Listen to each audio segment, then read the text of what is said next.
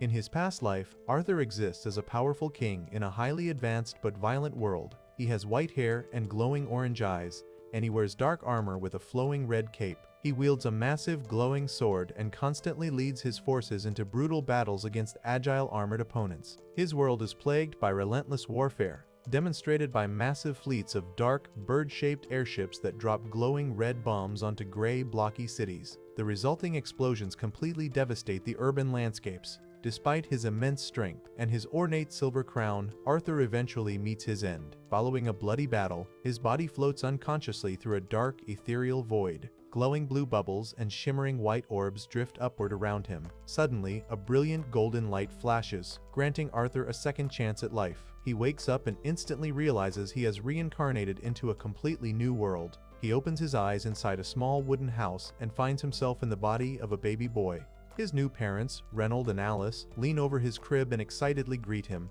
They joyfully note that he shares Reynold's hair and eyes. Arthur has no idea who these people are, but he quickly realizes he still retains all his memories and intellect from his previous life as a king. Being trapped in a powerless infant's body frustrates him immensely. He hates lacking basic physical control over his own limbs. His infant body acts purely on reflex, causing his tiny hand to automatically grab Reynold's finger. Reynold laughs joyfully and thinks Arthur simply likes him, but Arthur knows it is just an involuntary action. Arthur also struggles with his basic bodily functions and ends up soiling his diapers against his will. Alice lovingly lifts his legs and pins a clean yellow cloth on him, but Arthur views his new fleshy form as a restrictive prison. He constantly wishes to wake up from this situation, but soon accepts his new reality. He decides to carefully observe his surroundings and gather as much information as possible. One afternoon, Arthur watches Reynold train in the grassy field outside their house. Reynold throws a punch and unleashes a powerful swirl of pinkish magical energy from his fists. Shortly after, Arthur watches Alice touch Reynold's head and use glowing green magic to heal his injuries. This completely fascinates Arthur, proving that supernatural powers exist in this new world. Later, Reynold travels into the lush green forest and engages in combat. He wears spiked black and gold bracers and delivers a powerful red energy punch to a massive, dark, bull-like monster. After defeating the beast alongside a group of other adventurers, Reynold returns home covered in monster blood. He joyfully opens his arms to greet Alice and Arthur, but quickly realizes he cannot hug them while covered in blood. He shows off his transforming bracers, confirming to Arthur that individuals can freely wield deadly weapons in this society. Realizing the inherent danger of a world where anyone can carry weapons and use magic, Arthur decides he needs to acquire his own strength as soon as possible. This reminds him of his past life, where he constantly faced assassination attempts. He remembers a time when a dark silhouette with a dagger attacked a pink-haired girl in her bedroom, forcing a young man to step in and kill the armored attackers. In his past life, Arthur never had the freedom to sleep safely. He patiently waits for months until he finally develops the motor skills to crawl. Alice and Reynold watch anxiously as Arthur crawls across the floorboards. Arthur stops and touches his reflection in a leaning mirror, marveling at his own face. Once his parents leave him alone, Arthur seizes the opportunity to explore. He crawls past the brick counter, makes his way into the hallway, and enters a room filled with tall bookshelves. Arthur spots a large, thick brown book and reaches up to pull it down to the floor. Opening the heavy pages, he discovers a detailed map and begins reading about his new world. He learns that he lives on the continent of Decathlon. The land is divided into 3 main territories. The dwarves live in a vast network of underground passages known as the Kingdom of Darv. The elves reside deep within a lush forest in the Kingdom of Elenoir. Finally, the humans populate the Kingdom of Sapin, which is the largest and most populated region on the continent. Arthur realizes he currently lives in Sapin. He notes that Sapin operates under a monarchy, much like his old world. The kingship here is inherited rather than taken by violent force. Arthur then pulls down another large green book decorated with ornate gold patterns. This book explains why this world's technology remains underdeveloped compared to the futuristic cities and flying vehicles of his previous life. The answer is magic. In this world, people use a power called mana, but only 1 out of every 100 people is actually born with the genetic ability to manipulate it. Arthur reads about the 2 main types of mages. Augmenters use mana to enhance their own bodies, granting them incredible physical strength, defense, and agility in combat. The book illustrates this with a muscular silhouette generating a glowing orange core and crushing rocks. Meanwhile, conjurers emit mana into the outside world, allowing them to bend their surroundings to their will and cast external spells. The book shows a wizard silhouette manipulating rocks with blue energy. To become a fully recognized mage, a person must gather scattered mana fragments within their body and fuse them together to form a solid mana core. This awakening process usually happens naturally from early adolescence to the late teens. Arthur quickly compares the concept of mana to ki from his past life. He already knows all about recognizing, controlling, and releasing inherent internal energy. Believing his past knowledge gives him a massive advantage, Arthur sits cross-legged on the wooden floor and tries to sense his own mana. He closes his eyes, holds his hands together in front of his stomach, and successfully locates the glowing yellow energy scattered within his body. Suddenly, Alice picks him up from behind and interrupts his intense focus. She assumes Arthur is just straining to soil his diaper and playfully asks if he pooped. She touches her nose to his and cuddles him affectionately. Arthur feels slightly embarrassed that his deep magical concentration looked exactly like a baby passing gas. He admits he was entirely focused and failed to notice her approaching. Alice lovingly rubs her face against his and carries him away to change him. Arthur accepts his temporary lack of freedom but remains determined to keep practicing his magic in secret.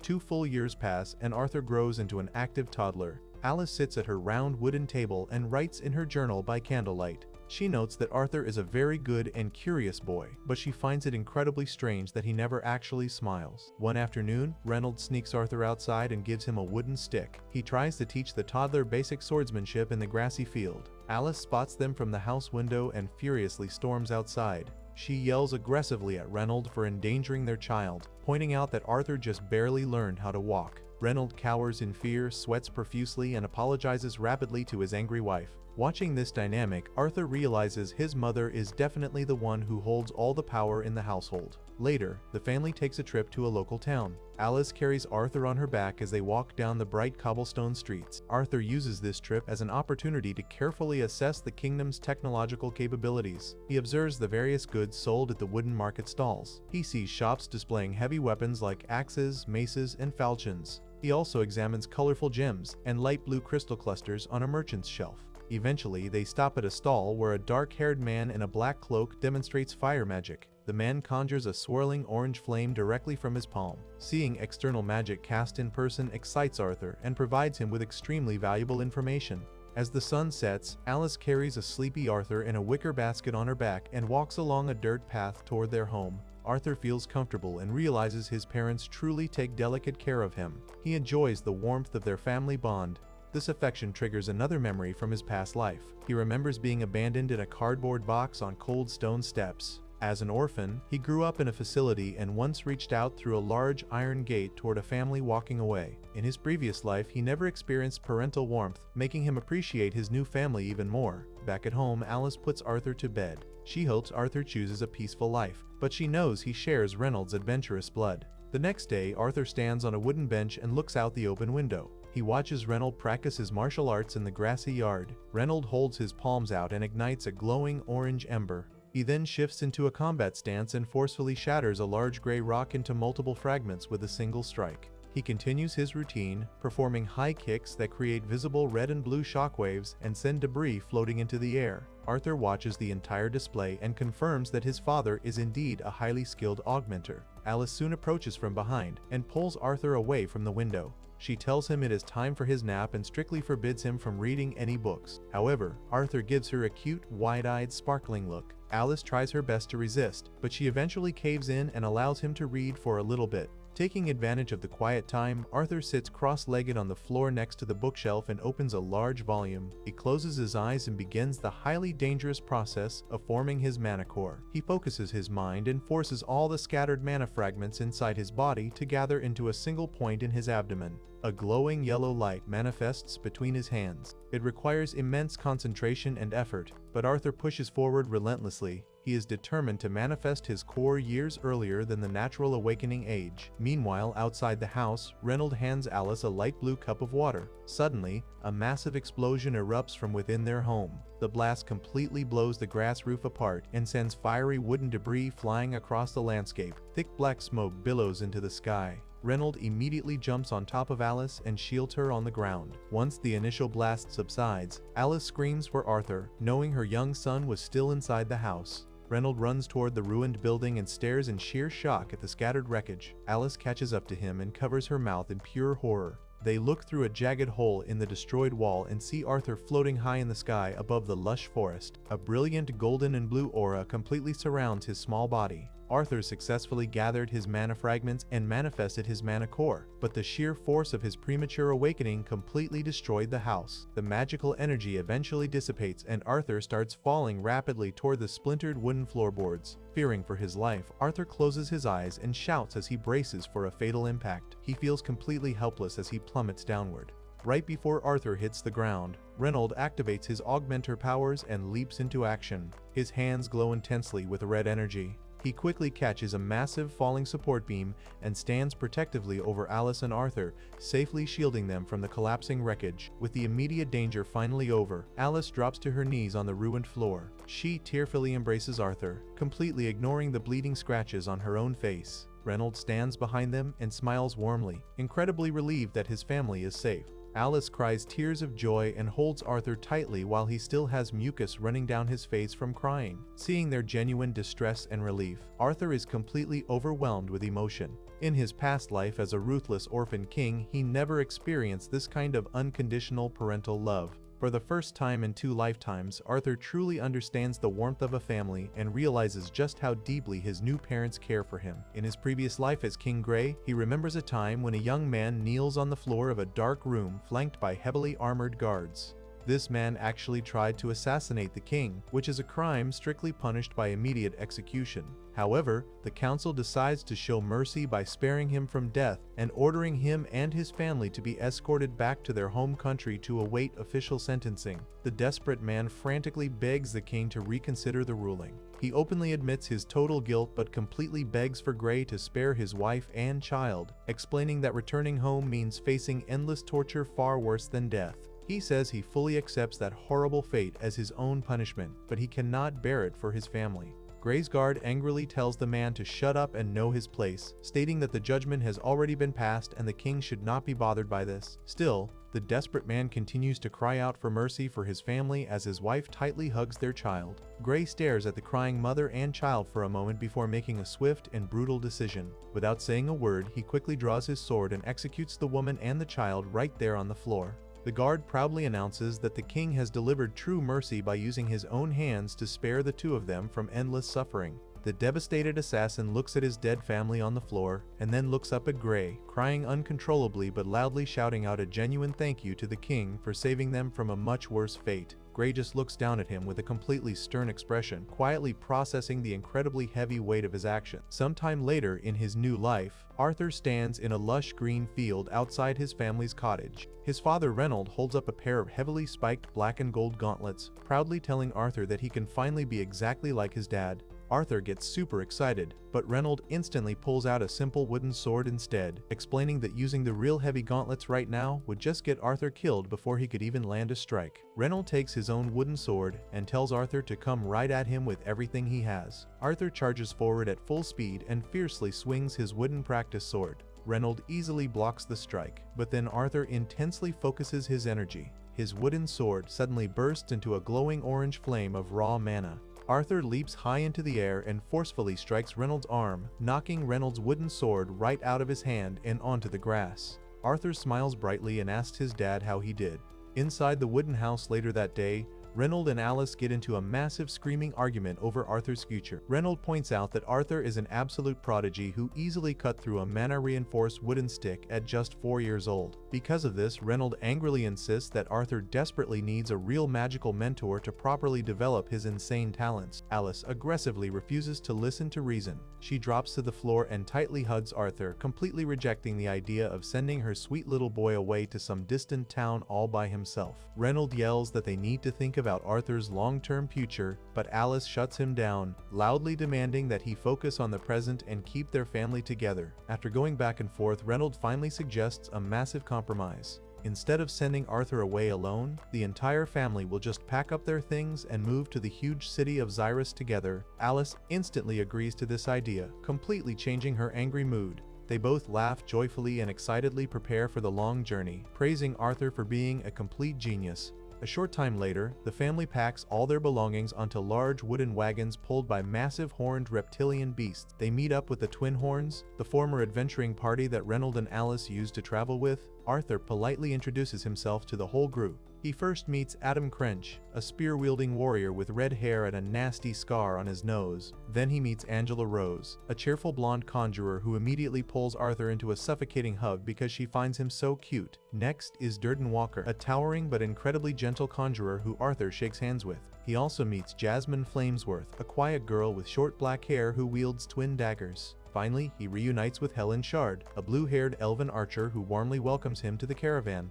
The large group sets off on their journey, traveling steadily along a dirt path right beside massive white cliffs. Riding inside the wooden wagon, Arthur looks out at the landscape and compares this highly primitive beast-drawn transport to the advanced flying vehicles and massive neon cities of his past life, admitting that this simple method of travel still has its own unique charm. As night starts to fall, the group sets up a camp in a lush forest clearing surrounded by tall mountains. Alice happily hands out fresh bread to Arthur while the men sit around a warm campfire discussing the extreme dangers of the outside world. Suddenly, a massive pack of giant gray wolves emerges from the dark tree line and completely surrounds the camp. Arthur watches from the safety of the dark wooden wagon as the Twin Horns instantly spring into action. Jasmine quickly leaps through the air wielding two daggers and effortlessly slices down several wolves, causing blood to splatter everywhere. Reynold charges forward in his armor and completely crushes a massive gray wolf's face with a powerful mana-infused punch. Adam quickly thrusts his cloth-wrapped spear right through another beast, while Helen snipes them from the top of the dark wooden carriage with perfect accuracy. Durden steps up in his white cloak and blasts a massive glowing yellow energy orb directly into the forest, causing a massive explosion of dirt and debris that wipes out a whole pack. Angela finishes the chaotic fight by casting a glowing green magical barrier from her staff that violently knocks the remaining wolves away. Seeing their incredible teamwork and raw destructive power, Arthur realizes he needs to train much harder to reach their level. Later that night, everyone relaxes around the campfires and eats fresh grilled meat skewers. Arthur sits quietly on a log next to Jasmine, looking a bit down and claiming he is already full. Reynold walks over to the fire, completely ignoring a badly bleeding wound on his arm from the battle. Alice immediately stops him and uses her glowing green magic to heal his injury perfectly. Arthur learns that his mother is an incredibly rare type of mage called an emitter. Because powerful healers are so highly valued, they often become massive targets for criminals and warlords. This is the exact reason why Reynold and Alice originally moved out to the middle of nowhere in the country, completely hiding their identities to protect themselves from getting kidnapped or exploited. After Reynold is fully healed, Adam walks over with a highly confident smirk and asks to borrow Arthur for a quick sparring session before bed. Out in the dark grassy field under the night sky, Adam slides into a combat stance with his spear and tells Arthur he will not hold back at all. Arthur tightly grips his wooden sword and fully prepares himself. When the spar begins, Arthur unleashes a massive burst of bright green magical energy from his feet and aggressively charges forward. His wooden sword intensely glows with bright orange heat as he desperately tries to match Adam's speed. Adam easily dodges the rapid attacks and violently swings his spear against Arthur's wooden sword, creating a bright orange shockwave. The heavy impact completely knocks Arthur backward into the air, making him drop his weapon. Arthur hits the grassy ground extremely hard. Angela quickly rushes over with her glowing green wand and uses her healing magic to fix Arthur's injuries. Meanwhile, the rest of the adventuring party aggressively scolds Adam for going way too hard on a literal 4-year-old kid. Adam nervously defends himself, claiming the kid is a total monster in combat and that his current body is just too light to handle the impact. Afterwards, Jasmine approaches Arthur alone in the dark field and intensely demands to know how he fights like that. Arthur recognizes the incredibly stubborn and determined look in her eyes, realizing she will absolutely not stop bothering him until she gets some answers. Over the next few weeks on the road, Jasmine becomes Arthur's unofficial combat mentor. They frequently run through the forest together, thoroughly practicing archery, physical conditioning, and high-speed movement. Arthur constantly uses his green mana to glide effortlessly across the grass, while Jasmine carefully watches his rapid progress. One night, while Arthur reads his giant magic book by the fire, Jasmine hands him a fresh skewer of roasted meat. The next day, out in a bright green field, Jasmine formally gifts Arthur a real, high-quality dagger for his birthday. She specifically thanks him for teaching her entirely new things during their sparring sessions. The other women in the party excitedly watch them from afar, extremely surprised that the usually cold and distant Jasmine has warmed up to Arthur so much. Alice watches her son grow stronger and cries a few happy tears, realizing he is growing up extremely fast. The caravan eventually continues its journey, traveling along a highly narrow and incredibly dangerous dirt path completely overlooking a steep rocky cliff. Suddenly, a massive barrage of arrows rains down from the rocky cliffs above, completely halting the wagons. A huge group of masked bandits heavily surrounds the travelers. Angela immediately raises a magical green pendant that floods the entire area with blinding light, fully revealing the sheer overwhelming number of enemies hiding in the rocks. The bandit leader, a massive muscular man wearing a fur collar and wielding a gigantic axe, aggressively orders his men to capture the women and the kid alive so they can be sold for maximum profit. The bandits instantly slide down the steep rocky slopes amidst thick clouds of dust and launch a full-scale violent ambush. A totally chaotic brawl erupts all over the mountain path. Durden violently blasts the attackers with his magical scepter, while Helen rapidly fires her arrows to take out the masked archers hiding on the cliffs above. Jasmine and Adam fiercely fight off the armed bandits swarming the animal-drawn carriages. Despite their highly impressive strength, the sheer overwhelming numbers of the bandits completely overpower the twin horns. Reynold desperately tries to protect his family but gets violently thrown backward through the wreckage of a shattered wooden cart, suffering a really bad bleeding wound to his shoulder. He quickly gets back up on his feet and stands defensively in front of Alice and Arthur. The massive bandit leader casually approaches them and confidently lowers his huge axe. Reynold completely knows he cannot hold them off forever. He desperately orders Arthur to take Alice and run away immediately. When Arthur strongly insists that he is strong enough to stay and fight, Reynold reveals a massive family secret, strictly telling Arthur that he must absolutely protect Alice because she is heavily pregnant with another baby. Hearing this completely shocks Arthur. It instantly triggers the intense memories of his past life where he was constantly forced to make impossible choices regarding the lives of others. Realizing he finally has the actual chance to be a big brother, Arthur seriously promises his father that he will protect them. Reynold smiles incredibly proudly and furiously charges directly at the bandit leader, his fists glowing with intense pink energy. Reynold lands a massive punch right into the bandit leader's guard, loudly screaming that he is not holding back anymore. While Reynold successfully distracts the boss, Arthur urgently grabs Alice's hand and sprints away from the battle as fast as he can. However, a hooded bandit mage standing on a high rocky cliff violently spots them running. The mage raises his wand and aggressively unleashes a massive vortex of swirling green magical energy right at them. The violent wind blasts across a rocky cliffside, instantly throwing Arthur backward high into the sky. Alice desperately reaches out to catch him, but the sheer force of the spell completely knocks him over the edge of the steep drop. As Arthur plummets helplessly toward the dense green forest below, he quickly pulls out the new dagger Jasmine gave him. He desperately activates a hidden glowing wire attached to the hilt and violently hurls the dagger directly at the hooded mage. The sharp blade perfectly hits its mark, and the thin wire wraps tightly around the bandit. Arthur uses his rapidly falling momentum to violently drag the screaming mage right off the cliff along with him. Arthur falls rapidly through the empty air alongside flaming rocks and sharp magical slashes. Looking up at his intensely crying mother one last time, Arthur feels a strangely comforting sense of total fulfillment despite losing his new life so soon. He finally completely understands the actions of the desperate assassin from his past life. He completely understands why a person would gladly sacrifice themselves without any hesitation whatsoever just to save their family. And he finally understands the incredibly deep and agonizing sorrow of never seeing those loved ones again. Closing his eyes as he plummets toward the ground, Arthur sadly sheds a single emotional tear, deeply regretting that he will never get the amazing chance to be a big brother to his unborn sibling. The entire world completely fades to black as Arthur fully accepts his tragic fate. Sometime later, Arthur slowly wakes up in a totally unknown and mysterious location.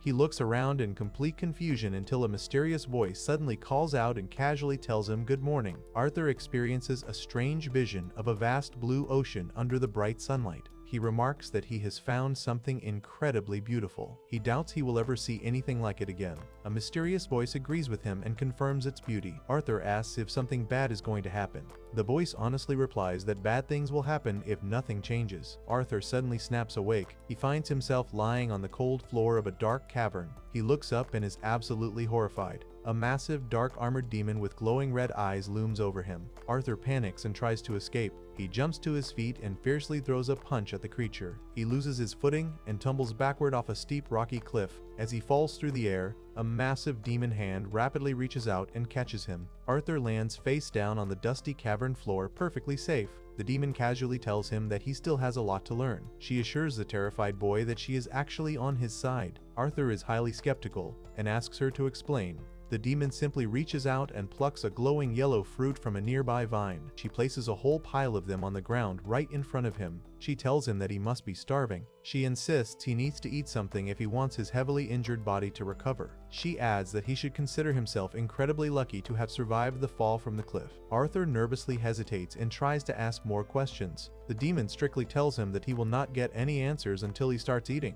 Arthur carefully picks up one of the fruits and takes a hesitant bite. The taste is overwhelmingly terrible. He instantly bursts into loud tears and cries out with his mouth wide open. Despite the horrific flavor, he forces himself to swallow it and grabs another one. The demon casually reminds him to chew his food properly. After finishing his awful meal, Arthur wipes his face. He immediately asks the demon if his parents are okay after the violent bandit ambush. The demon explains that her vision extends much further than most. She uses her magical sight to check on them. She officially confirms that his family is perfectly alive. She says they successfully continued their journey a few days ago. Arthur is completely overcome with massive relief. He smiles warmly with tears streaming down his face and genuinely thanks the giant demon. The demon then formally introduces herself as Sylvia. Following this encounter, a brief vision of Arthur's past life as King Grey flashes through his mind. Two silhouetted figures sit together on a dark hill overlooking a shimmering ocean. Grey asks the other person what they think he should do. The person replies that he already knows the answer. They agree that there are no secrets between them anymore. Days quickly pass inside the dark cave. Arthur's brutal wounds completely heal thanks to the magical fruits. He desperately wants to return home to his family as soon as possible. He knows from an old map that they are currently located on the dangerous edge of the Elshire Forest. This hostile territory is completely filled with wild animals and deadly outlaws. However, Sylvia explains that getting him out of here is not going to be simple. She tells him that creating a magical breach in space takes a massive amount of preparation and time. Arthur decides to stay active while they wait. He trains his body by aggressively swinging a wooden stick around the cavern. Sylvia watches him carefully. She notes that it is good to see him moving around so energetically. Arthur realizes that Sylvia never talks about her own path. He wonders if she fought something incredibly powerful before meeting him, but she refuses to share any details. Despite her highly intimidating appearance, Sylvia is actually incredibly warm and kind to him. Arthur continues his intense training and sits cross-legged on a pile of stones. He begins deeply meditating. Suddenly, his body erupts in a brilliant golden light.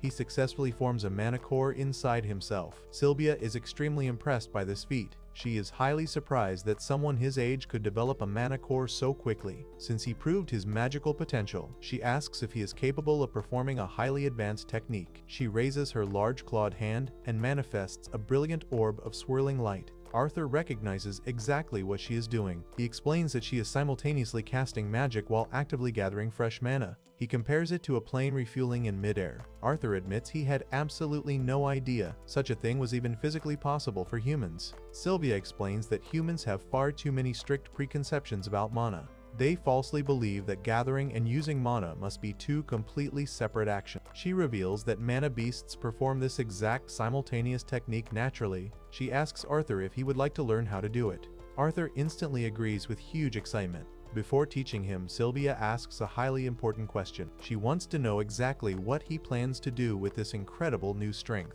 Arthur thinks back to the brutal bandit attack. He fiercely grits his teeth. He declares that he will use his newfound power to deliver death unto his enemies. The moment he says this, the entire world goes black. Arthur violently falls backward onto the frozen, icy ground. Sylvia aggressively stomps her giant foot right next to him. She violently flicks his forehead and knocks him completely unconscious. Arthur quickly wakes up and rubs his head in total confusion. He shouts in protest. Sylvia coldly tells him that he failed her test. She strictly refuses to teach her magic to someone with such a dark and hateful look on their face. Arthur angrily argues back. He asks if killing enemies is what everyone naturally does to survive. Sylvia admits that it is. She asks him if he actually enjoys having a head completely full of thoughts about killing and revenge. She reaches out her giant dark claw and gently pats Arthur's hair. She explains that her massive hands could easily tear him to shreds in an instant. She adds that they can also touch him with extreme gentleness. She asks asks which one he prefers. Arthur quietly admits that he prefers the gentle touch. Sylvia agrees with him completely. She explains that rage and hatred burn very easily and quickly express themselves as intense violence. She warns that absolute hate is the only thing that remains in the end.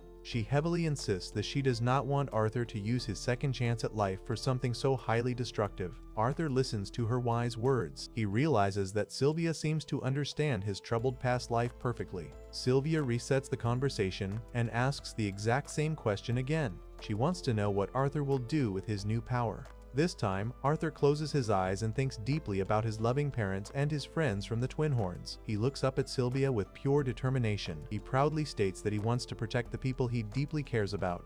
Sylvia holds up a small, glowing red flame in her hand. She praises him and declares that to be the perfect answer. A sudden flashback to his previous life plays out. King Grey stands in a pristine room with an elderly man named Marlin. Marlin serves as the head of the parliament. The parliament actually holds all the real political authority in their dying nation. Grey's entire role as the king is to act as a ruthless executor for war. Marlin highly praises Grey for bringing their people massive wealth and glory through his countless violent victories. However, Grey is completely exhausted by the endless bloodshed. He firmly tells Marlin that he is officially done with this life. He abruptly walks away down a long hallway. He completely abandons his throne and leaves his shattered mask behind. In another memory, Grey fights a massive monster wearing a terrifying pig mask. Grey desires total control over his Kai to keep winning his brutal battles. He intensely focuses his energy and delivers a massive fiery sword slash. He completely obliterates the giant beast in a massive explosion. Back in the present, Arthur perfectly applies Sylvia's teachings. He fiercely charges through the dark cavern.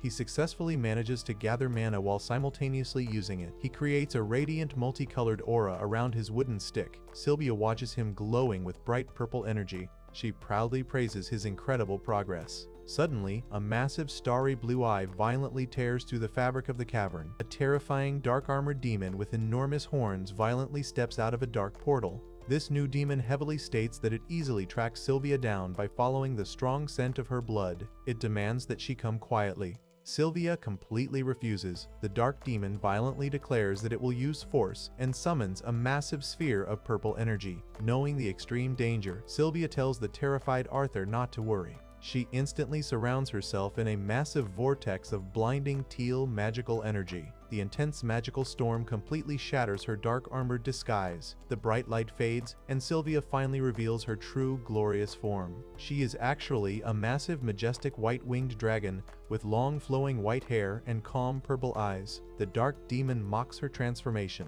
It aggressively warns that tapping into this much raw power will heavily cost her what little life she has left. Sylvia calmly replies that she does not mind the cost. She says she has been incredibly happy lately. She just wishes their peaceful time could have lasted a little bit longer. Sylvia opens her mouth and fires an absolutely massive beam of radiant blue energy directly at the dark demon. The blast causes a gigantic explosion of shimmering purple and blue light. The dark demon emerges mostly unharmed.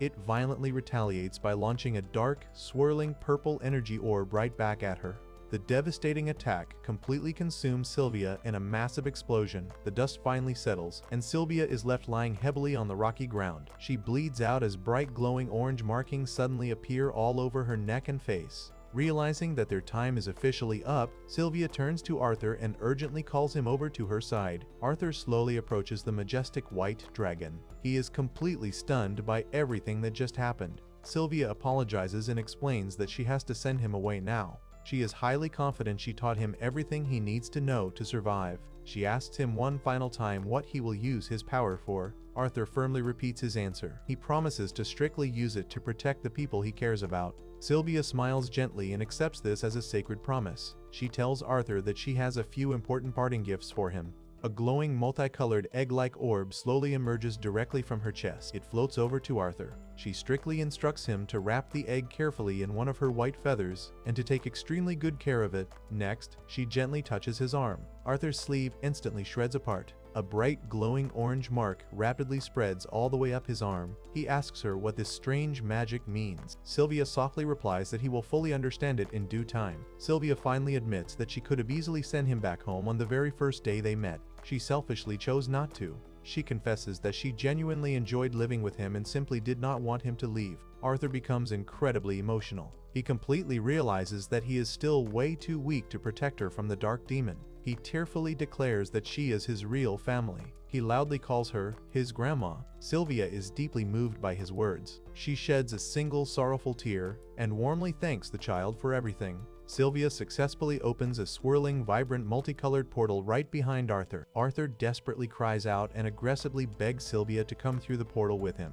The magical force aggressively pulls him inside. It completely separates them forever. Back in the cavern, the dark demon casually approaches the heavily wounded Sylvia. It confidently notes that her previous attack was surprisingly weak. Sylvia simply opens her purple eye and fully unleashes one final incredible beam of blinding blue energy directly into the demon's face. Meanwhile, Arthur floats helplessly through a vibrant cosmic void. Sylvia's gentle voice echoes clearly in his mind one last time. She reminds him of her highly important lesson. She pleads with him not to let his heart fill with dark hatred and rage. She truly wishes for his brand new life to be entirely filled with happiness and light. To his absolute shock, she directly addresses him as King Grey. This completely confirms that she knew the massive secret of his past life reincarnation the entire time. Arthur is deeply moved and completely overwhelmed by her final blessing. The bright light finally fades. Arthur slowly wakes up perfectly safe in a lush green forest clearing. He touches the wrapped white feather holding the magical egg and realizes that Sylvia is truly gone.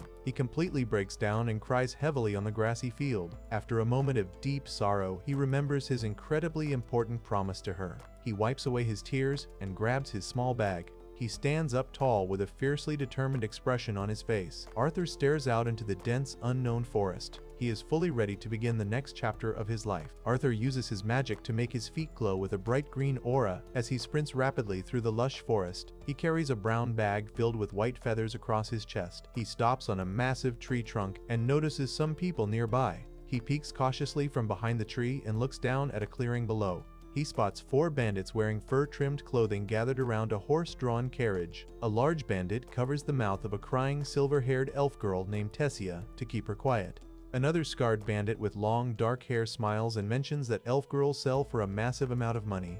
They decide to take Tessia and sell her as a slave. The scarred boss orders his men to leave the women and the young boy in the caravan alive because hurting them would lower their overall value. The bandits aggressively throw Tessia into a dark storage room filled with large sacks and wooden crates. Arthur watches them from his hiding spot and immediately realizes their plan to traffic her. He remembers his master Sylvia's strict instructions to never let his negative emotions and anger control his actions. He calms himself down and decides to wait for the perfect moment to strike. The bandits travel through the forest until sunset and eventually set up a campsite with a small campfire near their large white wagon. The scarred boss grins and tells his men that it seems like a waste to sell Tessia without having some fun with her first. Arthur sits cross-legged on a large tree branch and meditates quietly in the warm orange light. Night completely falls over the dark forest. Arthur notices the bandits' 3 captive antlered wolves resting nearby. He realizes the wolves are controlled by magic and decides to use that to his advantage. He throws 3 small brown seed-like items at the wolves. The items hit the animals and instantly cause them to start howling aggressively in unison. The loud noise highly irritates the bandits sitting around the campfire. One muscular bandit in a red outfit gets incredibly annoyed and kicks one of the wolves. He complains that the noise will attract wild beasts and wanders off alone into the dark, misty woods to relieve himself. Arthur quietly stalks him through the trees. He ambushes the muscular bandit and completely engulfs him in a brilliant red magical light. The bandit falls face down onto the grassy ground. Arthur stands over the defeated man and steals a wooden-handled knife directly from his belt. Meanwhile, a portly bandit notices his friend is taking way too long and walks into the dark woods to look for him. Arthur drops down from the trees and lands squarely on the portly man's shoulders. He tightly pulls the man's hair back and holds the stolen knife straight to his throat, quickly eliminating him. Arthur stands alone in the misty forest and notes that combat in his new child body is extremely exhausting. Back at the camp, a third bald bandit comes out to investigate the strange silence. Arthur sneaks up right behind him and slashes his back with a glowing blue magical sword. The bald man falls to the ground in agonizing pain and bleeds heavily. The scarred boss hears the commotion and steps out of his tent holding a large curved knife. He sees his injured subordinate and realizes their attacker is actually a young boy who knows magic. The boss gets extremely excited and states that a kid mage is a rare golden ticket. He fully intends to capture Arthur alive and sell him for even more money than Tessia. The boss completely unleashes his power and creates swirling red energy around his hands. He launches a massive pinkish-red energy blast directly at Arthur. Arthur effortlessly dodges the explosion and lands perfectly on his bare feet. The angry boss charges forward and violently grabs Arthur by his shirt collar. He fiercely hurls the young boy through the dark air toward a large rocky structure. Arthur firmly grips his knife, recovers his balance, and skids across the rocky ground. He instantly lunges back at the scarred boss. The boss kicks Arthur hard, sending him tumbling across the slanted grassy field. Arthur quickly rolls back onto his feet and sets up a trap. He pulls a thin wire tightly across the trees. The scarred boss spots the wire and mocks Arthur's slick tricks. He confidently challenges Arthur to come and take his weapon.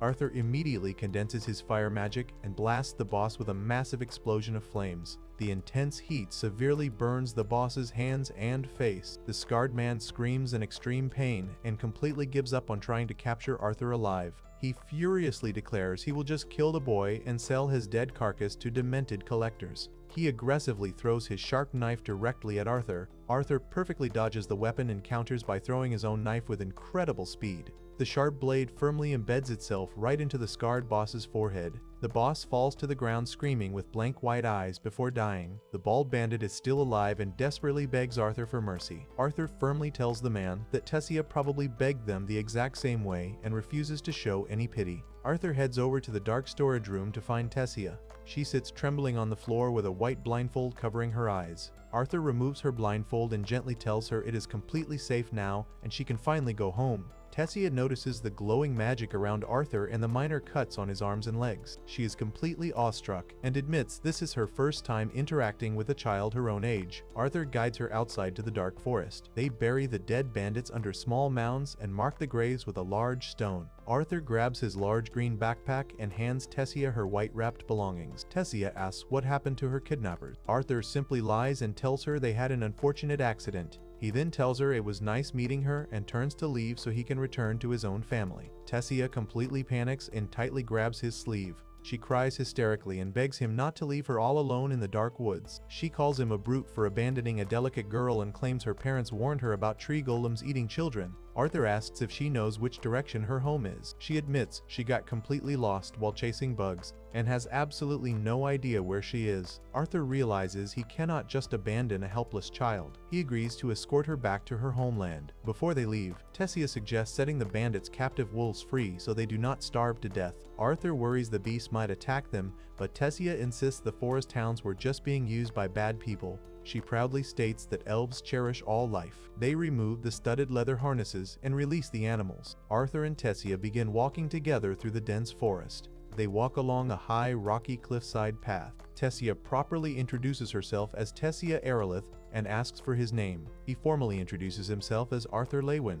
Later that evening, they set up a small campsite next to the cliff. Arthur cooks a simple meal of boiled jerky and salt in a pan over a crackling campfire. He hands Tessia a wooden bowl filled with the food. She takes a bite and makes a wildly disgusted face at the terrible taste. Arthur watches her and reflects on his past life. He always viewed food as just a basic means to get nutrition, but he realizes a growing child needs better tasting meals. Tessia complains and demands something sweet instead. They sit by the fire and casually discuss their homes. Tessia explains that her parents are extremely busy people, so she spends most of her time hanging out with her grandfather and her caretakers. Arthur asks her what her homeland of Elenoir is like. She happily tells him it is a very fun place. The next day, they continue walking through the bright, sunlit forest. They spot a small, dark gray rabbit sitting by Tessia's beat. Later, they find strange, glowing yellow bugs floating around the trees. Tessia explains that her people use these bugs all the time to mark safe paths. She calls them natural earrings and tries to give one to Arthur, but he firmly refuses. Tessia happily mentions that she will start training at her master's place as soon as her mana awakens. Arthur asks if she gets assigned a specific master and wonders why there is no organized education system in her country. He quickly drops the subject and keeps walking. As they travel, Arthur notices that a large gray wolf wearing a leather harness is secretly following them. He instantly recognizes it as one of the forest hounds they freed earlier. He regrets not killing it but tells Tessia to keep moving. When night falls, they pitch a small tent under a massive tree. Arthur tells Tessia to go sleep inside the tent while he stays outside to keep watch. Tessia feels incredibly scared of the dark and desperately wants him to stay with her. She makes up a lie claiming her grandfather warned her that all human men are perverts with many wives. Arthur gets highly offended and asks her if she even knows what a pervert is. She admits she does not know. She then orders him to stay inside the tent for their mutual safety and demands he escort her if she needs to use the bathroom. Arthur realizes she is just deeply afraid of ghosts. He agrees to sleep inside. He sits quietly in the dark tent and watches her sleep soundly under a thick blanket. He smiles and thinks this must be exactly what having a little sister feels like. The next morning, they resume their long trek and climb up a very steep, icy rock face situated right next to a bright cascading waterfall. Tessia easily reaches the top and joyfully raises her arms. Arthur struggles to climb while carrying his massive backpack. Suddenly, Arthur feels an unbearable, agonizing pain completely radiating from his newly formed mana core. He sweats profusely and tightly clutches his chest in agony. He collapses onto the mossy dirt path. Tessia rushes over and frantically asks if he is okay. Arthur lies and claims he is perfectly fine because he does not want to worry her. He leans heavily against a massive tree trunk, completely exhausted and panting for air. He secretly debates telling her the truth, but decides against it. Just then, a massive furry paw steps onto the path right in front of them.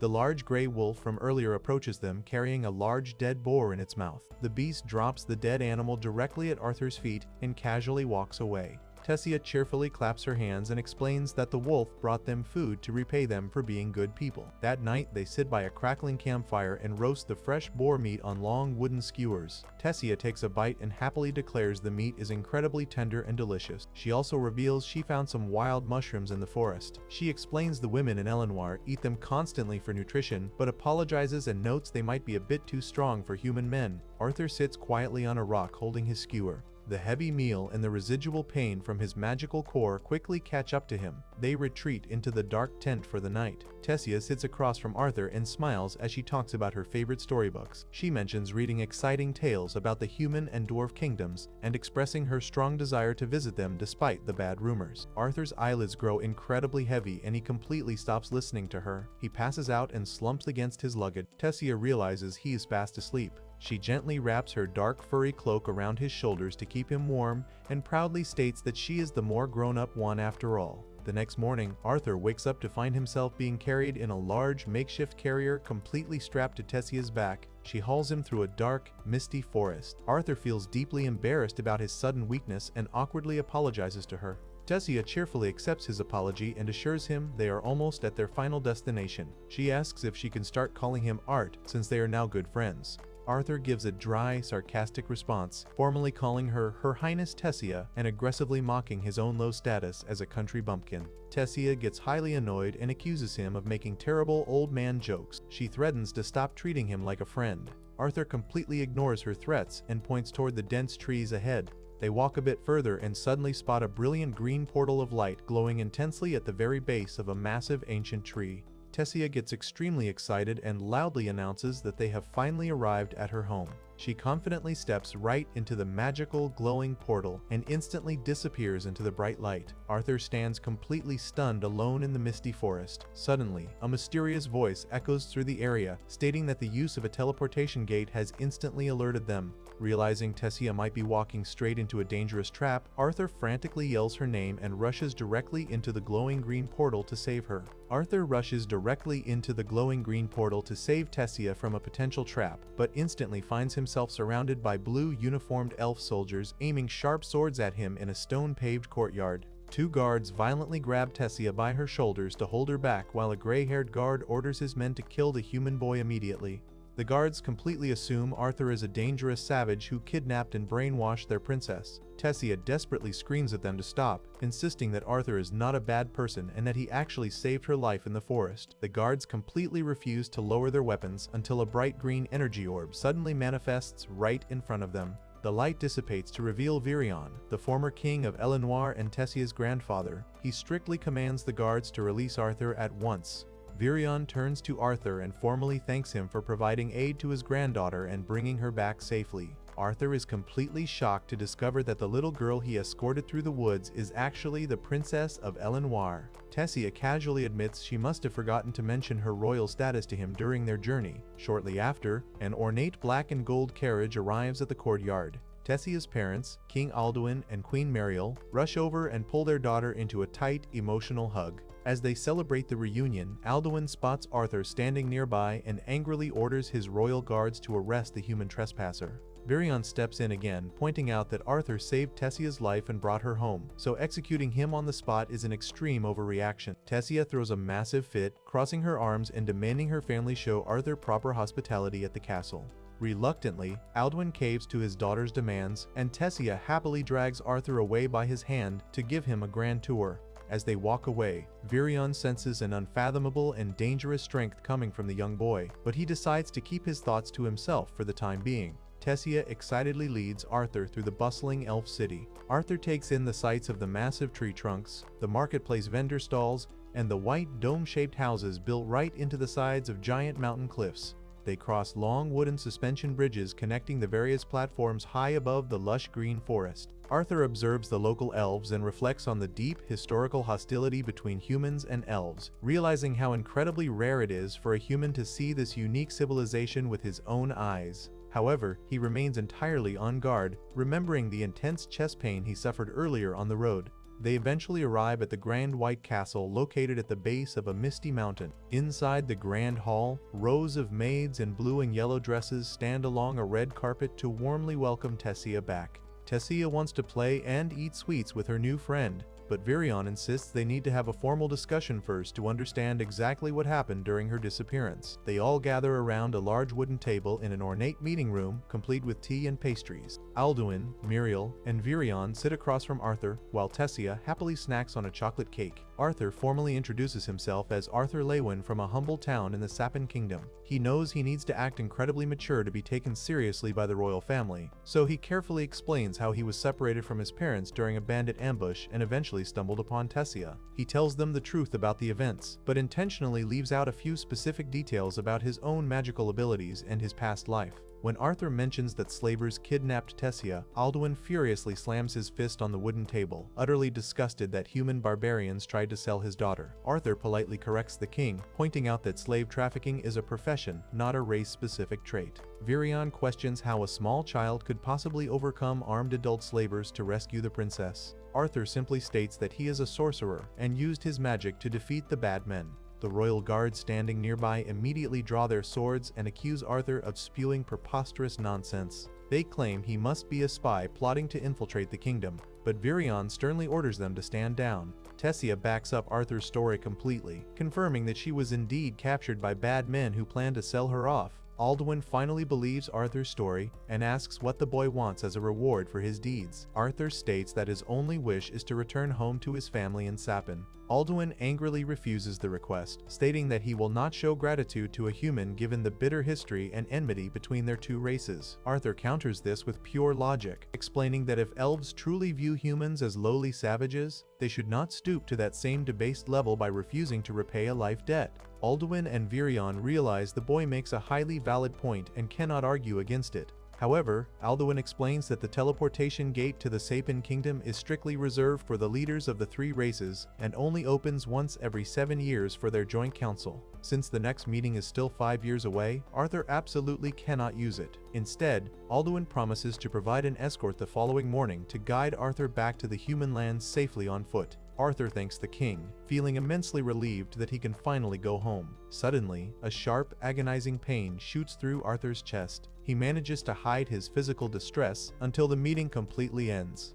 Later that night, Arthur stands completely shirtless under a cold, rushing waterfall near the castle, desperately trying to numb the worsening pain radiating from his manicore. He wonders what is happening to his body and wishes his former master, the dragon Sylvia, was there to help him figure it out. Exhausted from his training, he walks out onto a dark stone balcony built into the cliffside and looks up. He spots Tessia laughing and smiling with her parents on a higher platform above him. He deeply misses his own parents, Reynolds and Alice, and assumes they managed to escape the bandit attack safely. However, a wave of self-doubt creeps into his mind. He wonders if they will even be happy to see him again after he completely failed to protect them during the ambush.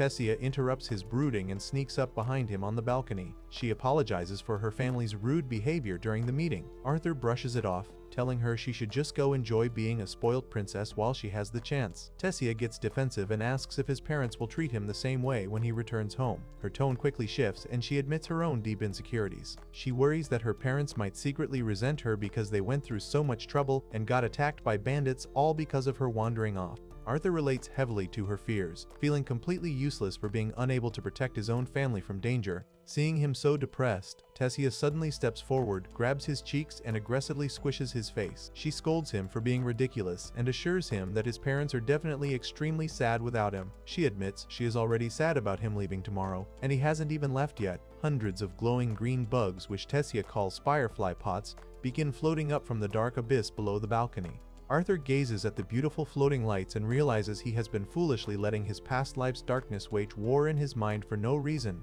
He apologizes to Tessia, and the two enjoy the peaceful, glowing environment together. Out of nowhere, Virion lunges at Arthur from the shadows, launching a powerful, glowing green strike directly at the boy. Arthur instantly reacts to the danger, dodging the attack and countering with a swift punch surrounded by green energy. Virion easily blocks the strike and laughs out loud, revealing that the entire attack was just a trick to test Arthur's combat reflexes. Virion notes that Arthur's instant defense proves he really did fight and defeat those slavers. Tessia aggressively yells at her grandfather for nearly killing them, but Virion simply brushes her off, stating that he hasn't taken an interest in someone like this in a very long time. He tosses Arthur a wooden sword and officially initiates a second round of combat. They clash aggressively under the white stone archways of the courtyard. Arthur uses his mana to keep his physical movements as sharp and direct as possible, but Virion is incredibly fast and easily dodges every single swing. As they trade heavy blows, Arthur realizes he needs to push his limits even further to keep up with the former king. He manages to land a solid strike directly on Virion's chest, but his wooden sword completely shatters into pieces upon impact. Unarmed, Arthur channels raw, violent mana into his fist, surrounding his arm in a fiery red aura.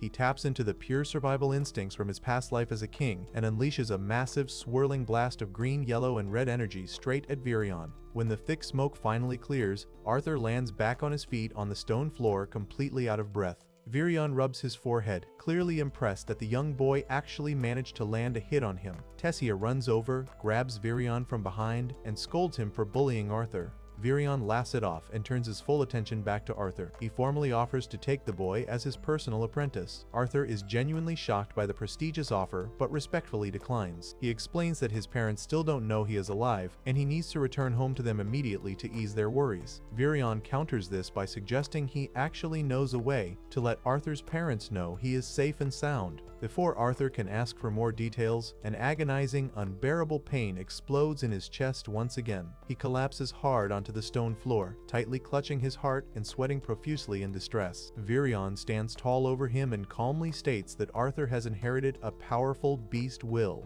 The immense, uncontrolled power is slowly tearing his young body apart from the inside.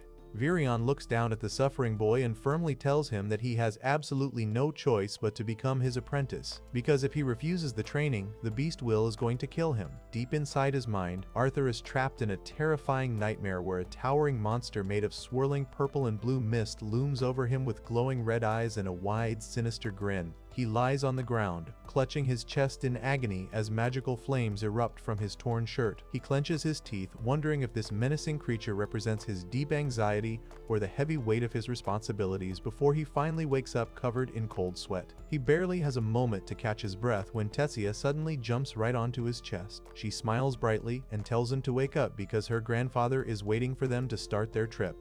Arthur groans, hiding his face in his pillow, and jokingly begs the nightmare monster to give him 5 more minutes of sleep. This instantly makes Tessia angry because she assumes he is calling her a monster. She starts pulling forcefully on his arms, nagging him to get out of bed and pointing out his messy hair. Arthur rubs his head tiredly and retorts that she looked just like Medusa a second ago. As Arthur takes off his shirt to change, Tessia watches him and asks if he has actually decided to stay in the Elf Kingdom for good.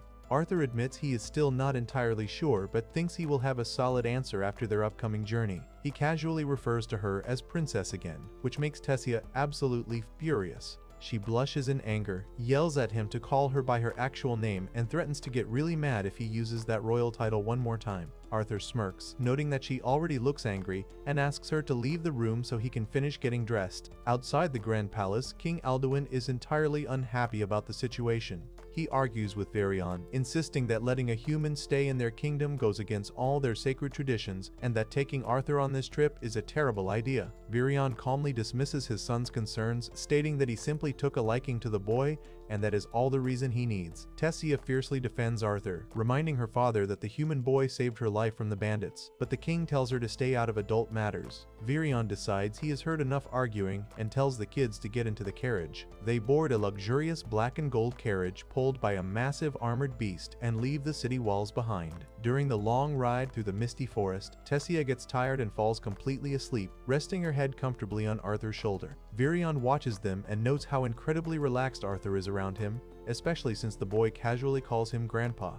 Arthur jokes that he might have to change his attitude depending on how this trip actually goes, and Varian likes his bold confidence. Varian then explains that Tessia woke up incredibly early because she was so anxious to find out what would happen to Arthur. He tells Arthur that being the sole heir to the throne has forced Tessia to live a very isolated life, dealing constantly with superficial friends who only care about her royal status. Because of that pain, she usually keeps her emotional walls up and refuses to let anyone get close to her heart. However, Varian points out that when Tessia is around Arthur, she smiles naturally, showing a genuine happiness he has not seen from her in a very long time. Varian reaches out to gently touch his sleeping granddaughter's cheek and sincerely thanks Arthur for bringing that joy back into her life. Arthur listens quietly and realizes that Varian is a man he can truly trust, seeing as the former king is willing to show genuine gratitude to a mere human child. After a long journey, Tessia slowly wakes up, rubbing her eyes and asking if they are there yet. The ornate carriage arrives at a rustic stone house built right into a hillside, surrounded by giant trees. Varian steps up to the green and brown wooden door and kicks it loudly, yelling for his old friend to open up. An elderly elf woman with long gray hair named Rinia slides the door open and immediately yells back at him for being a loud old bastard. Varian introduces her to Arthur as a sorcerer with highly unique skills. Arthur realizes that her magic must fall outside the standard 4 elements, just like his mother's rare healing abilities. Rinia invites them inside her cozy home, which is completely packed with wooden bookshelves, ancient texts, and magical artifacts. She sets up a large wooden basin filled with water on the table. Arthur politely asks how exactly she plans to help him contact his parents. Rinia smiles and reveals that she is a diviner. She mentions that Arthur is a very special child because there is something about him that blocks her from seeing his complete past and future. But she already knows he is here to let his parents know he is safe. She instructs Arthur to look closely into the water and focus his mind on his parents, picturing them with as much detail as possible to establish the connection. Arthur closes his eyes and visualizes his mother's chestnut hair, her warm personality, and the way her thin eyebrows press together when she worries. He then pictures his father's piercing blue eyes and his charismatic leadership. The magical water ripples with a bright green glow, showing a vision of Arthur's parents sitting at their wooden dining table. It is Arthur's birthday, and his pregnant mother serves a pot of his favorite stew. They both look incredibly depressed. Arthur sees a flashback of the day he fell off the cliff, watching his mother scream in pure agony while his father collapsed on the grass in tears. He watches his father's old party member strike him out of frustration, screaming that it is his fault for letting Arthur die. Before the grief-stricken family travels back to their hometown in a wagon. Seeing how much pain they are in, Arthur finally speaks up through the magical connection. His parents jump up in absolute shock when they hear his voice and see his face floating inside a green magical barrier right in their dining room. Arthur quickly assures them that he is alive and currently staying safely with the elves in the kingdom of Elenoir. He explains that he is using a highly special spell to communicate. However, he tells them he cannot return home right away because there is something wrong with his body that requires specific, intense treatment. He begs them not to worry, promising it is nothing life-threatening and that he will come back as soon as he is completely healed. He also demands that they stop blaming themselves for the bandit attack, stating he would have made the exact same choice to protect them even if it meant dying. His parents break down crying tears of immense relief and joy, simply happy to know their son is still out there. Arthur tells them he loves them before the spell inevitably fades away. Overwhelmed by deep emotion, Arthur cries silently at the wooden table, swearing to himself that he will get stronger so his family never has to worry about him ever again. He wipes his tears, turns to Varian, and respectfully asks the old man to take him as his official apprentice. Back at the massive royal palace, Tessia angrily argues with her parents in a grand hall. She refuses to back down, yelling that Arthur saved her life twice and that kicking him out would make the entire elf kingdom look like ungrateful cowards to the outside world. The king looks highly stressed and unsure of what to do, but Virion steps in and firmly declares that Arthur will be under his direct tutelage, offering to take full responsibility for whatever the boy does. Faced with his father's absolute authority and his daughter's relentless demands, the king has no other choice but to agree. Later, in the grand hall decorated with golden pillars, the king officially approaches Arthur and offers a sincere apology. He admits that sitting on the throne for so long has made him stubborn and formally welcomes Arthur to treat the palace as his own home. The queen warmly echoes the sentiment, wanting Arthur to feel comfortable. Arthur realizes the king is just a massive softie when it comes to his daughter, and completely folds under Virion's pressure. Before things can get too formal and boring, Tessia grabs Arthur and demands they go play outside so she can finally show him around the city. They head down to a bustling marketplace filled with massive white banners, crowded canvas stalls, and beautiful waterfalls built directly into the cliffs. Tessia happily holds Arthur's hand and leads him through the massive crowds, excited to take him to a popular bazaar that sells tasty fruit and sweets. As they rush through the market, Arthur accidentally bumps into a smug, blonde-haired elf boy named Ferrith. Ferrith looks completely disgusted, dramatically brushing himself off and accusing Arthur of infecting him with disgusting human germs. The arrogant noble boy loudly questions why a human monkey is allowed in their sacred city, riling up the nearby crowd to hurl insults at Arthur. Tessia tells Arthur to ignore the predictable little pest, but Arthur just smirks, feeling a sudden urge to cause some mischief. Ferrith acts politely toward Tessia, recognizing her royal status, but continues to talk down to Arthur like he is garbage. Deciding to play along, Arthur uses heavy sarcasm to mock Ferrith, pretending to be absolutely mind-blown that he is standing in the presence of an absolute genius from the prestigious Ivesar family. He bows dramatically and loudly promises to show the utmost respect to such an incredible being. Tessia giggles at the joke while they walk away, but Ferrith quickly realizes he is being heavily made fun of. Furious, he demands they stop and officially challenges Arthur to a duel on the pride of his family name. He points his purple wand right at Arthur, calling him a coward and forcing him into a corner, claiming that running away will directly insult Virion's honor as his teacher. Arthur remains completely unbothered but calmly accepts the challenge, and Tessia agrees to officiate the match. A large crowd of elves gathers around the clearing to watch the human fight the noble. Ferrith confidently tells Arthur to say his prayers before launching himself into the air and firing explosive magical arrows from his wand. Arthur calmly stands his ground, letting the magical blasts hit the dirt around him.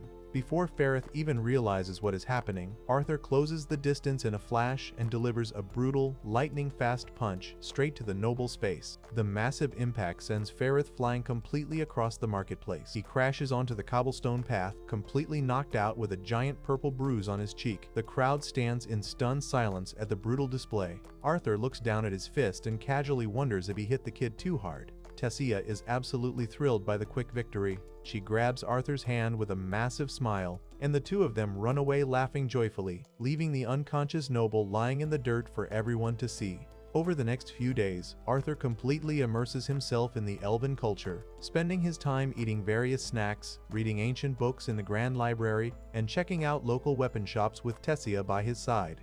They stand on a high stone balcony overlooking the entire Suspension Bridge village, and Tessia asks if he is looking forward to his intense training starting tomorrow. Arthur thinks back to a highly serious conversation he had with Virion in the Dark Forest. Virion had sternly warned him that the beast tamer training was often compared to being dipped into boiling pitch, and that it would require absolute daily diligence to survive. Despite the terrifying warning, Arthur had confidently accepted, stating he was completely ready to endure whatever it took to fix his mana core and gain true power. Back on the balcony, Arthur smiles and tells Tessia that he is genuinely excited because he is finally taking control of his own future. Hearing his sheer determination, Tessia pumps her fists in the air and loudly declares that she is going to train just as hard so she can stand on equal footing with him.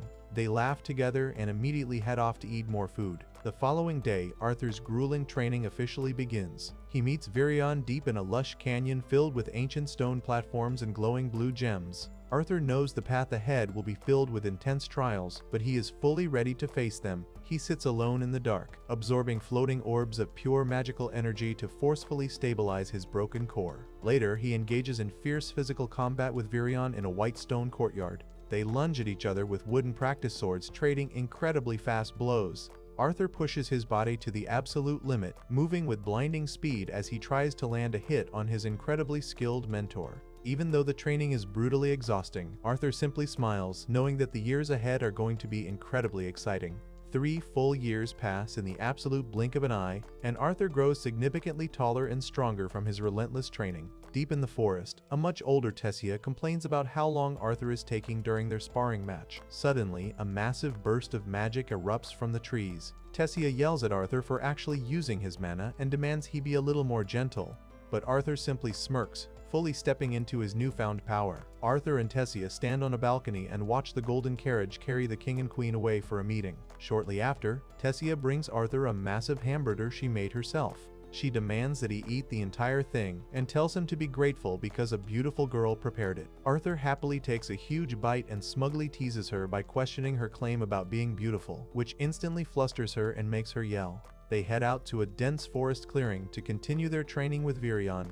Arthur stands back and watches as Tessia furiously attacks training posts with her wooden sword, throwing high and low kicks to burn off her anger. She lunges right at Arthur, but Virion casually steps in and stops them. He notes they are sufficiently warmed up and tosses them their wooden swords. Tessia grabs hers and aggressively promises to clobber Arthur. Virion then starts a detailed review of sorcery. He explains that stabilizing mana is the ultimate foundation of magic and allows a person to master fire, water, wind, or earth. He notes that a person's magic type depends entirely on their race. Elves naturally specialize in wind, water, and earth. Dwarves are stronger with earth and fire. Humans are highly unique because they can potentially use all 4 elements. However, Virion clarifies that due to individual compatibility, most people only ever master one element. Arthur raises his hand and asks why he hasn't been allowed to use sorcery during his physical training. Virion explains that a powerful beast Will is currently slumbering deep inside Arthur's mana core. This beast will constantly upsets the delicate balance between his physical body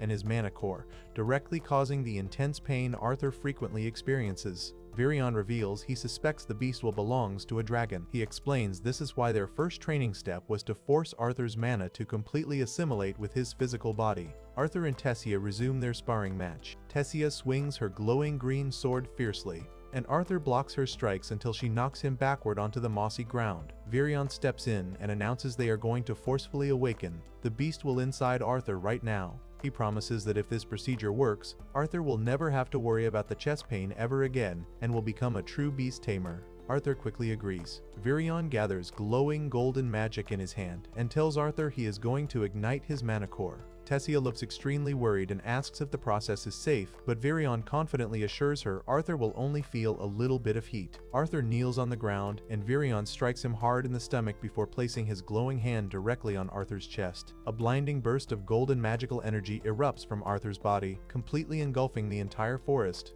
Arthur screams in sheer agony as the intense energy shreds his shirt and blasts sharp wooden stakes outward across the ground. Virion is entirely stunned by the massive explosion and yells out in confusion. Sometime later, Arthur wakes up in bed. He looks around in a daze and sees Virion sitting quietly on a chair next to him. Virion asks how he feels and questions if Arthur knows where his beast will actually came from. Arthur confirms that the will came directly from a dragon named Sylvia. Virion is heavily shocked by the revelation but accepts it based on the massive explosion. He strictly orders Arthur to never tell anyone about the dragon, warning that possessing a dragon's will is guaranteed to attract highly dangerous conflict. Virion then shifts the topic and informs Arthur that his departure is officially scheduled for 4 months from now.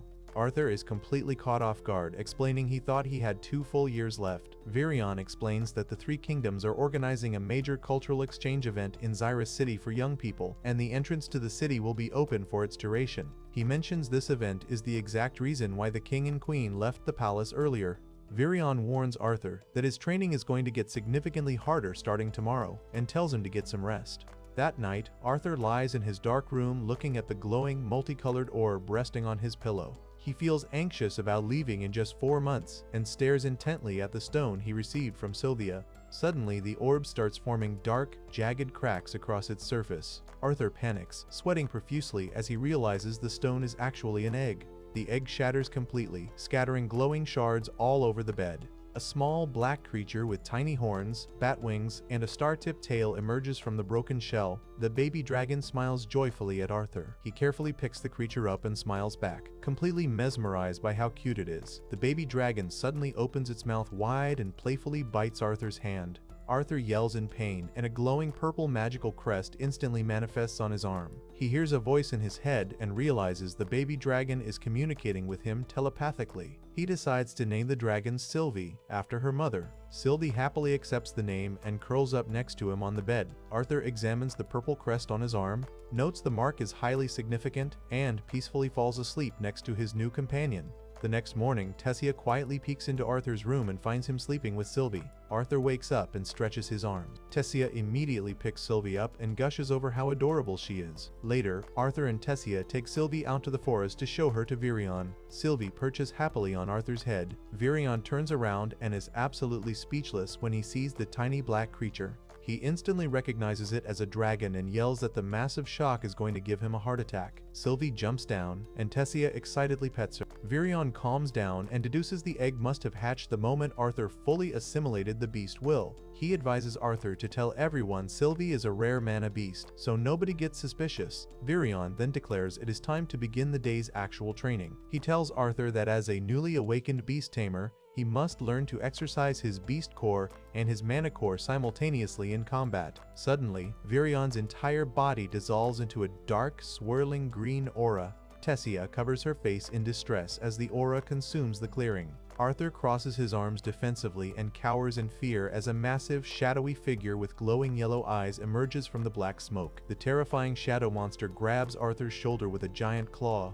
Arthur is completely paralyzed by fear and frantically looks around, unable to sense Virion's presence anywhere. He quickly surrenders, admitting the horrifying look of the monster is going to traumatize him. Virion drops the transformation and appears behind Arthur. He explains he used the Shadow Panther Beast Will, which grants him instinctive control over wind and neutralizes all sound. This advanced sorcery makes him completely undetectable, though he admits it is heavily exhausting to use. Over the next few days, Arthur aggressively trains to master his new beast will. He meditates in the forest with Tessia, Virion, and Sylvie.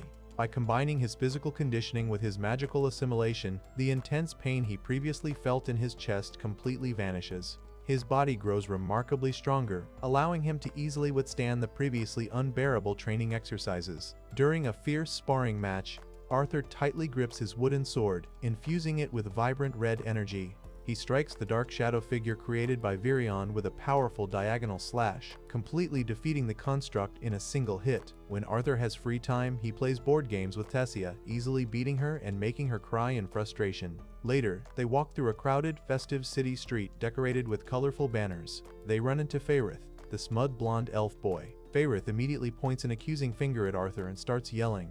He claims Arthur used unsporting tactics to defeat him in a previous duel and aggressively challenges him to a rematch. Faerith shouts so hard that he loses his balance and falls flat on the stone path. Arthur casually reaches out, grabs Faerith by the tunic and pulls him up.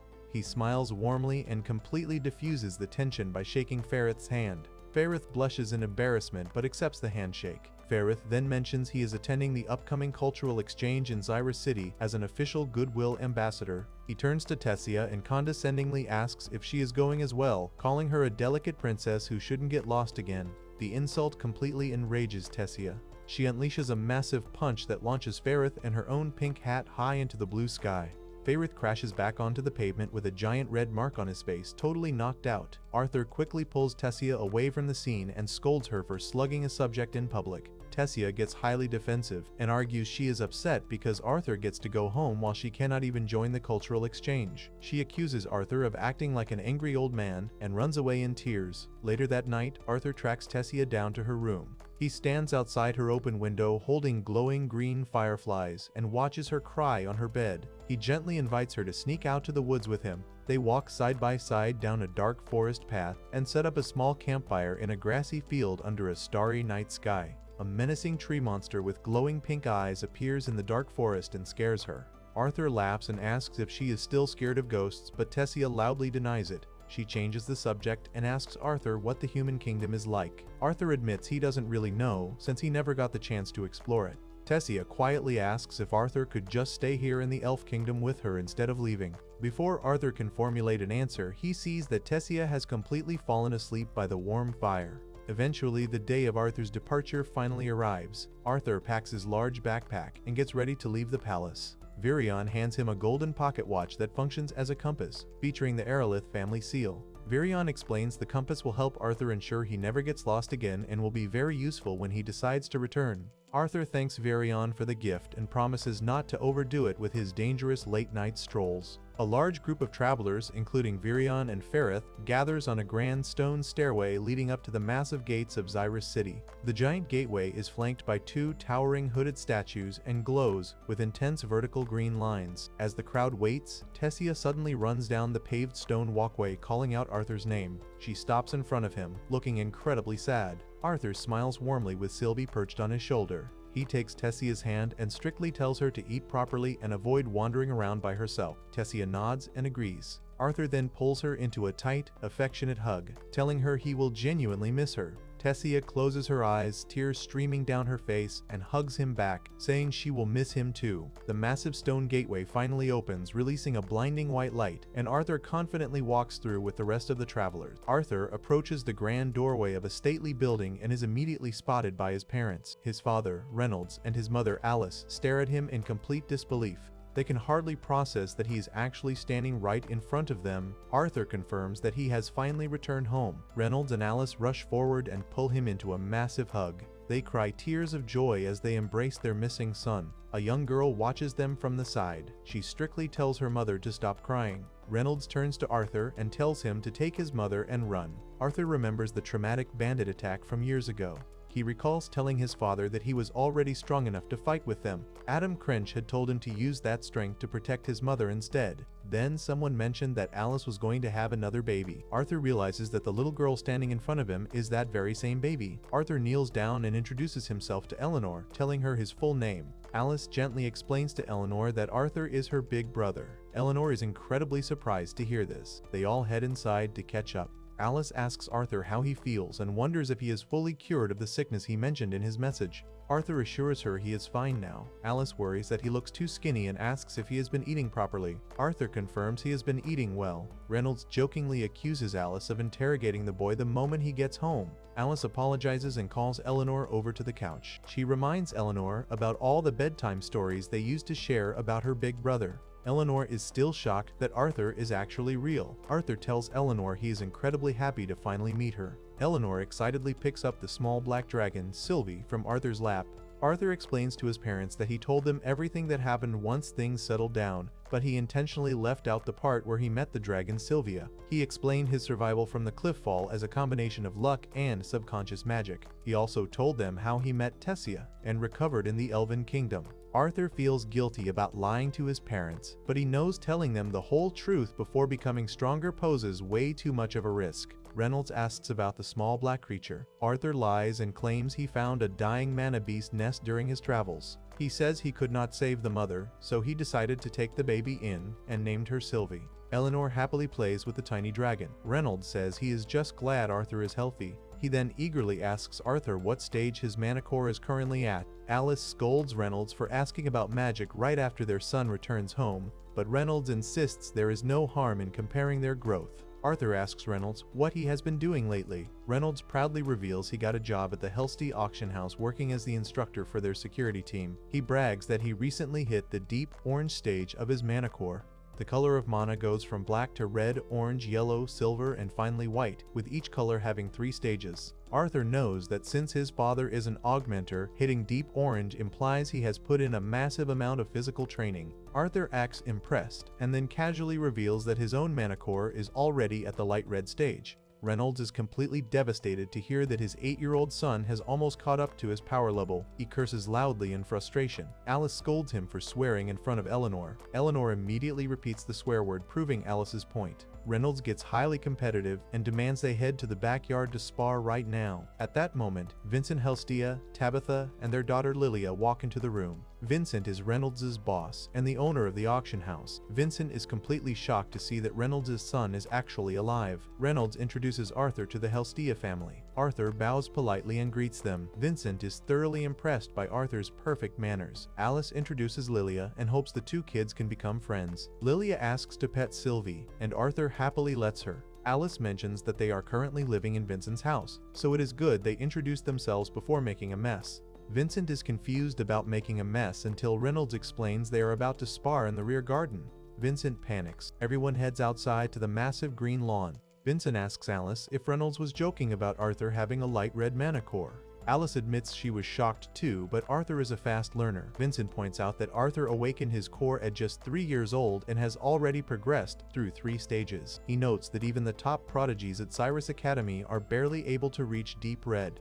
Arthur keeps quiet, knowing he actually had to limit his progress to light red because he was busy assimilating Sylvia's beast will. Reynolds stretches his arms and warns Arthur that he is much tougher than he used to be. Arthur replies that he is stronger too. They instantly charge at each other. Reynolds slides across the grass with incredible speed. Arthur matches his pace and slides forward to meet him. They engage in a fierce hand-to-hand brawl. Arthur easily deflects a heavy punch from his father. Reynolds follows up with a high kick, but Arthur blocks that as well. Reynolds throws another powerful punch, and Arthur intercepts it perfectly.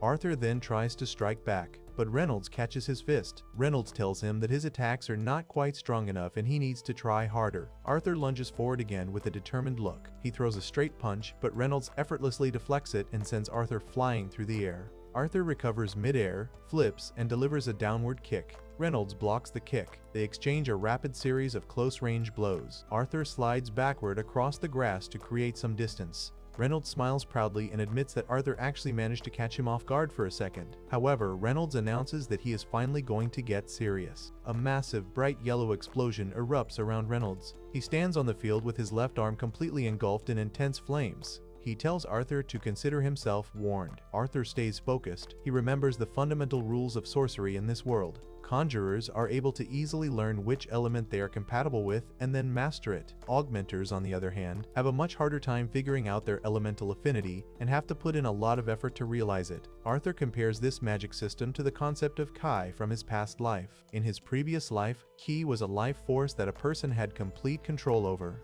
He remembers fighting enemies in his past life using this Ki. The lack of an inborn elemental affinity means an augmenter has to work much harder, but the physical rewards are significantly greater. Arthur feels that this makes his past life Ki training highly comparable to the augmenter training in this world. He knows that his memories of using Ki combined with his extensive training with Virion have given him a massive advantage. Arthur decides it is time to get serious as well. He unleashes a massive explosion of yellow and green energy from his body. The intense aura radiates from Arthur as he stands his ground. Alice, Lilia, and Vincent watch from the stone steps in absolute shock. Reynolds stands engulfed in his vibrant orange flames, ready for the clash. Arthur charges forward, leaving green motion streaks behind him. He closes the distance in an instant and throws a devastating punch straight at his father. The impact creates a massive, blinding explosion of golden and green light that completely fills the sky. The sheer force of the blow knocks Reynolds backward. Arthur slides across the green grass on his hand and feet, digging into the dirt to bring himself to a halt. He stands up on the grassy hillside,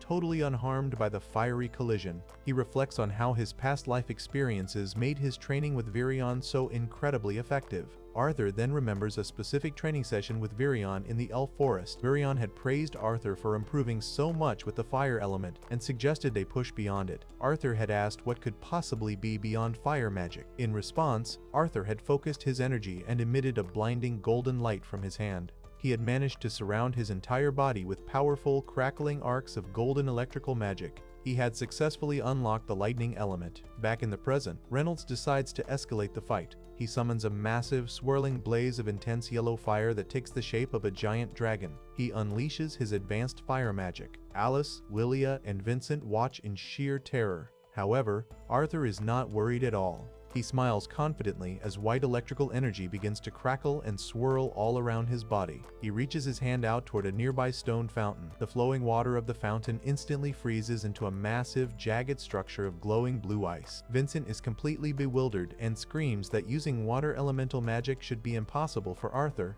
Reynolds leaps right through the giant ice structure, engulfed in his fiery aura. The fiery orange energy directly collides with the glowing blue ice particles in a spectacular display of magic. After the intense clash, Reynolds playfully grabs Arthur in a headlock and laughs heartily. He tells Arthur that his magic was absolutely incredible. He asks Arthur when and how he learned to do all of that, and what else he is capable of doing. Arthur casually explains that he learned it all pretty recently, though he admits he can still barely control the more advanced magic. Eleanor watches them from the side and asks her father if he is okay. Alice strictly tells Eleanor not to run around and to be careful. Vincent is still reeling from the magical display. He declares that Arthur is a genuine prodigy and immediately needs a drink to calm his nerves. Later that evening, everyone gathers in the Hellstaeus' grand hall for a large dinner. They sit around a long wooden table. Vincent asks Reynolds if he truly understands exactly how promising Arthur's future is right now. Reynolds proudly states that he has known his son was special ever since his manicore awakened at just 3 years old. Vincent is absolutely floored to hear that Arthur awakened at 3. Alice chimes in and adds that Arthur completely blew apart their old house during his awakening. Vincent asks if that was the real reason their house was destroyed.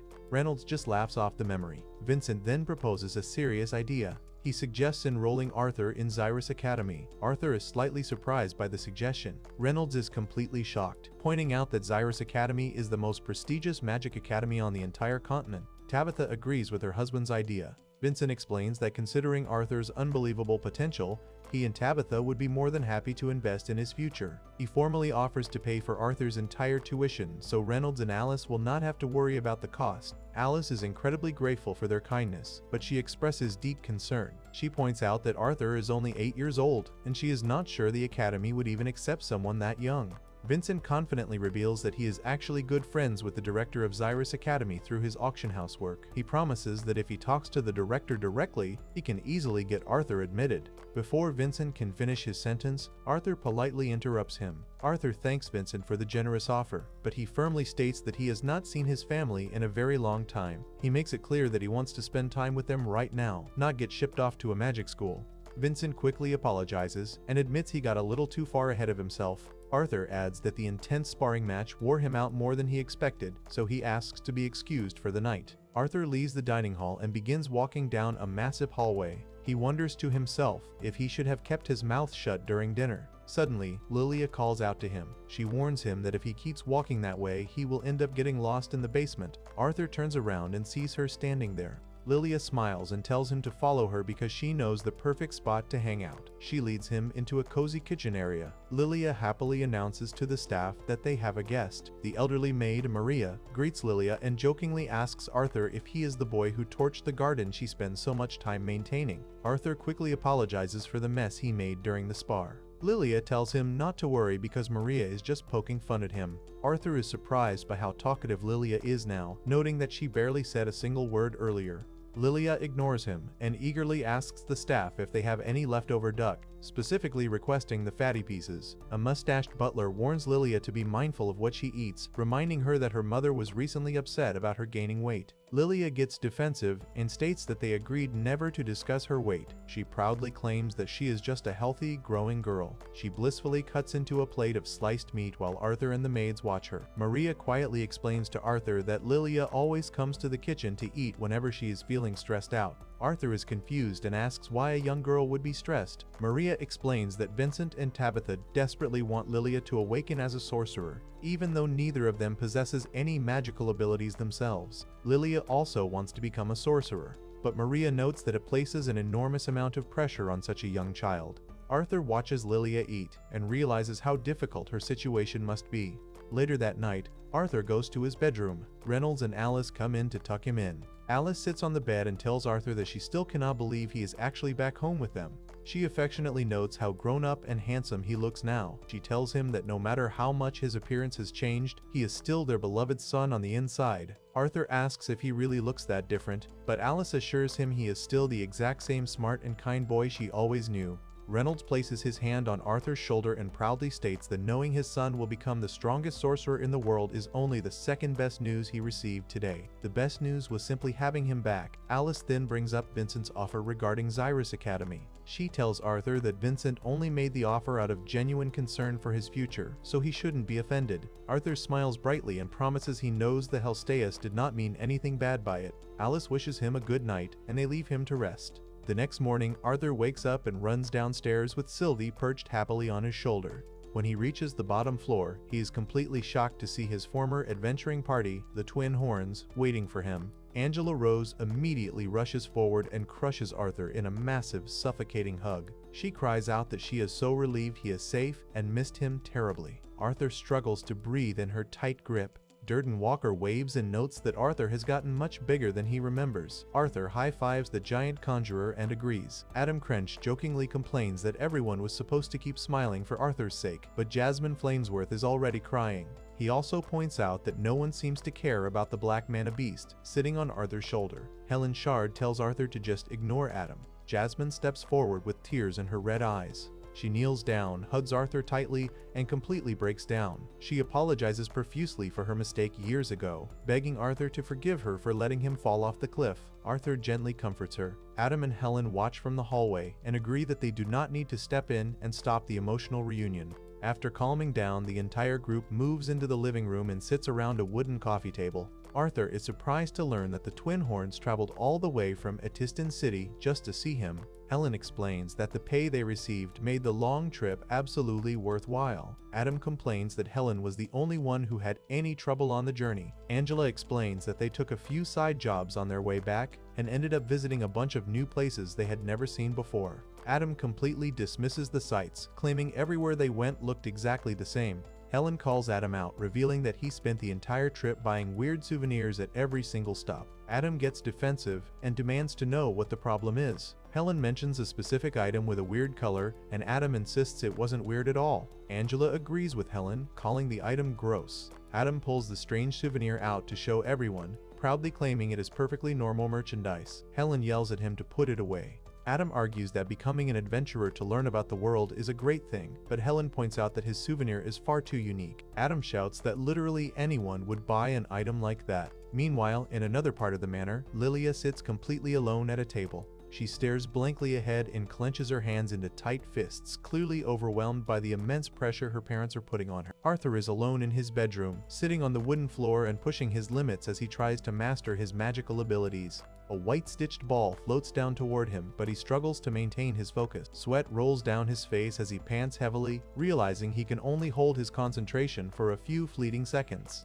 Exhausted, he collapses onto his back, spreading his arms wide on the floor. He questions if he is being too reckless and wonders if he should pursue a different training method. However, he quickly rejects the idea. He clenches his trembling hand into a tight fist, determined to master his power so he can defend everyone he loves. This is the entire reason he fought so hard to return home. Sylvie, his small black dragon, waddles over and sits beside his head. Arthur looks up at her and smiles, finally letting himself relax as he realizes he is actually back home. Sylvie quickly ruins the moment by telling Arthur that he completely reeks of sweat. Following her advice, Arthur takes Sylvie into the large bathroom and gives her a bath. He kneels beside a white clawfoot tub filled with pink bubbles, thoroughly scrubbing the squirming dragon. He warns her to stop moving so much because they cannot have her stinking up such a fancy mansion. As he washes her, Arthur marvels at the luxurious stone walls and lit candle sconces around them. He thinks about how much the Hellstaeus family has benefited from running their highly successful auction house, imagining their beautiful garden fountains and massive feasts.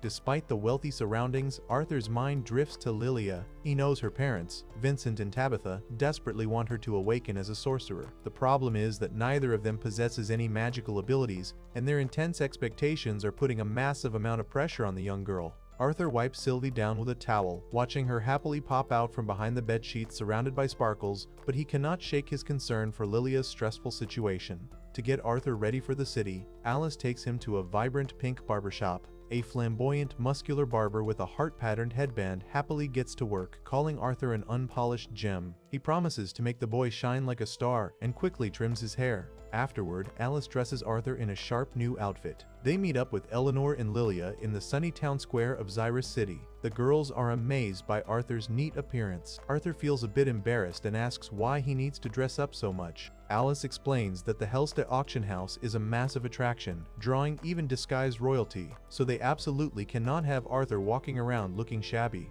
Eleanor eagerly runs up to Arthur and demands that he escort her. Arthur smiles and gladly takes her hand. Lilia notes that Eleanor has been incredibly clingy ever since Arthur returned. Arthur figures his little sister just finds him novel because he showed up out of nowhere, and Eleanor cheerfully agrees. The group strolls down the cobblestone streets, admiring the market stalls and stone buildings decorated with red banners. Suddenly, a strange white rope ring magically appears and falls right onto Arthur's head. Arthur turns around in surprise and spots a group of arrogant older boys wearing white-collared uniforms adorned with crests. Alice warns Arthur that those boys are students from the prestigious Xyrus Magic Academy. Wearing that uniform practically makes someone royalty in this city, which explains their terrible attitudes. Arthur senses a strange energy coming from them but decides to ignore it for now.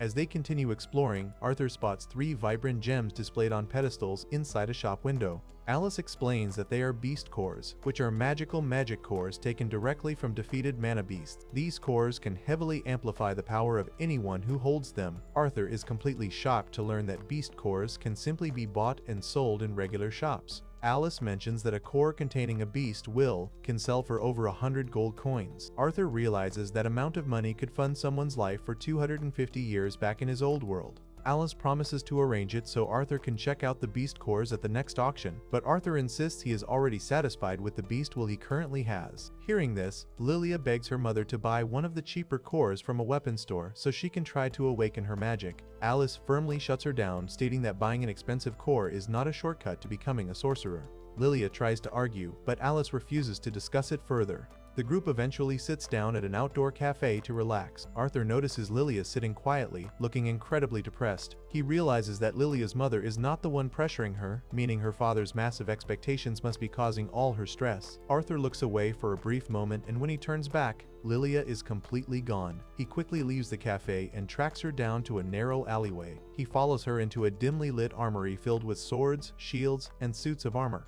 He finds Lilia standing in front of a display case holding a red beast core. She mutters that she has enough allowance saved up to buy it. Arthur steps up and tells her that having a beast core does not guarantee she will be able to use magic. He reminds her that her mother already told her the exact same thing. Lilia snaps at him, yelling that she has tried everything else and does not care about one more failure. Arthur tries to calm her down, but Lilia shouts that he is special and completely fails to understand what she is going through. She cries that her parents will not even let her touch a core no matter how much she begs. Overwhelmed by her own jealousy and frustration, she collapses against Arthur's chest and cries, apologizing for lashing out. Before Arthur can comfort her, the 3 arrogant academy students from the street walk into the shop. The blue-haired leader instantly mocks Arthur and Lilia, trying to start a fight. He generates a ball of fire in his hand to intimidate them, and tells them not to bother running away. Arthur steps protectively in front of Lilia, who grabs his jacket in fear. Ready to defend her, Arthur ignites his own intense flame in his hand and aggressively orders the students to release their full power right now. The shop owner quickly intervenes, shouting at the students from behind the counter. He warns them that starting a fight with the daughter of the Hellstia family is a terrible idea, since they are massive donors to the academy. Hearing this, the students immediately panic. They realize the academy director would expel them if he found out, so they quickly back down. As they leave, the angry leader insults Arthur, calling him a useless shrimp trying to buy a spot at the school. Later that evening, the group returns to the Grand Mansion. Vincent paces nervously near the staircase, horrified that Arthur and Lilia almost got into a brawl with academy students. He assures them that his massive donations will keep the incident from affecting their future enrollment. However, Vincent casually suggests that he might just send Arthur to the academy instead of Lilia. Hearing this, Lilia completely breaks down. She believes her father is finally giving up on her because she cannot use magic and is replacing her with Arthur. She screams that she hates Vincent and Arthur, then turns and sprints out of the room. Vincent is absolutely stunned and feels terrible about the misunderstanding. A little while later, Arthur goes to find Lilia and stands outside a large wooden door. He walks into the stone-walled room and finds Lilia looking incredibly sad. Lilia apologizes for her outburst, admitting she was terribly jealous that Arthur showed up out of nowhere with amazing powers and stole all her father's attention. She cries that it is her own fault for not awakening her magic and believes her parents are finally tired of dealing with her. Arthur recognizes the cold feeling of sinking into self-reproach and decides to step in.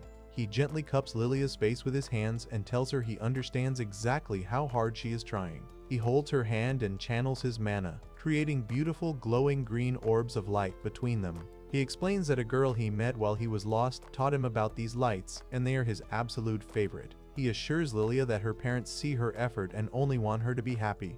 Arthur realizes that Vincent's constant meddling and donations are placing unreasonable expectations on Lilia. He decides the best way to fix the situation is to use a drastic trick. He heads into the main room and solemnly tells Vincent, Tabitha, and his parents that Lilia left the house to train in the dangerous place where Arthur used to live. He hands Vincent a fake note claiming Lilia promised to return only when she becomes an amazing sorcerer. Vincent is completely devastated by the letter. He drops to his knees on the patterned floor, crying and calling himself a fool. He realizes he selfishly pushed his own belief that magic equals happiness onto his daughter. He cries out that she doesn't need to be a sorcerer and that he loves her unconditionally even without magic.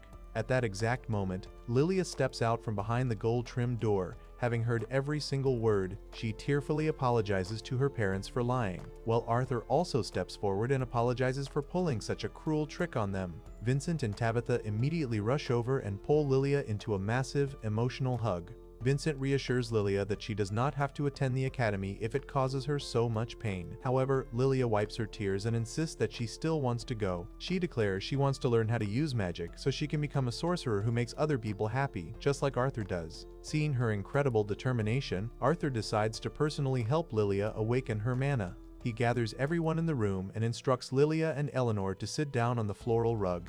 He teaches them a specific meditation technique, telling them to take deep breaths and slowly let the air out while keeping their eyes closed. He explains that breathing in a focused manner helps make the mana clearer. Lilia tries it, but she quickly loses focus, and the light in her mind vanishes. Arthur gently encourages her, telling her there is no rush and she just needs to keep breathing steadily. He warns them they might feel a little heat, but they must maintain their focus. After a few moments, the room suddenly fills with gentle, glowing green orbs of light. Lilia successfully visualizes the mana, and her parents watch in absolute amazement as she takes her very first step toward becoming a real sorcerer. To celebrate this massive achievement, the entire family gathers in the tavern area for a grand feast. They cheer loudly, clinking their massive wooden mugs together.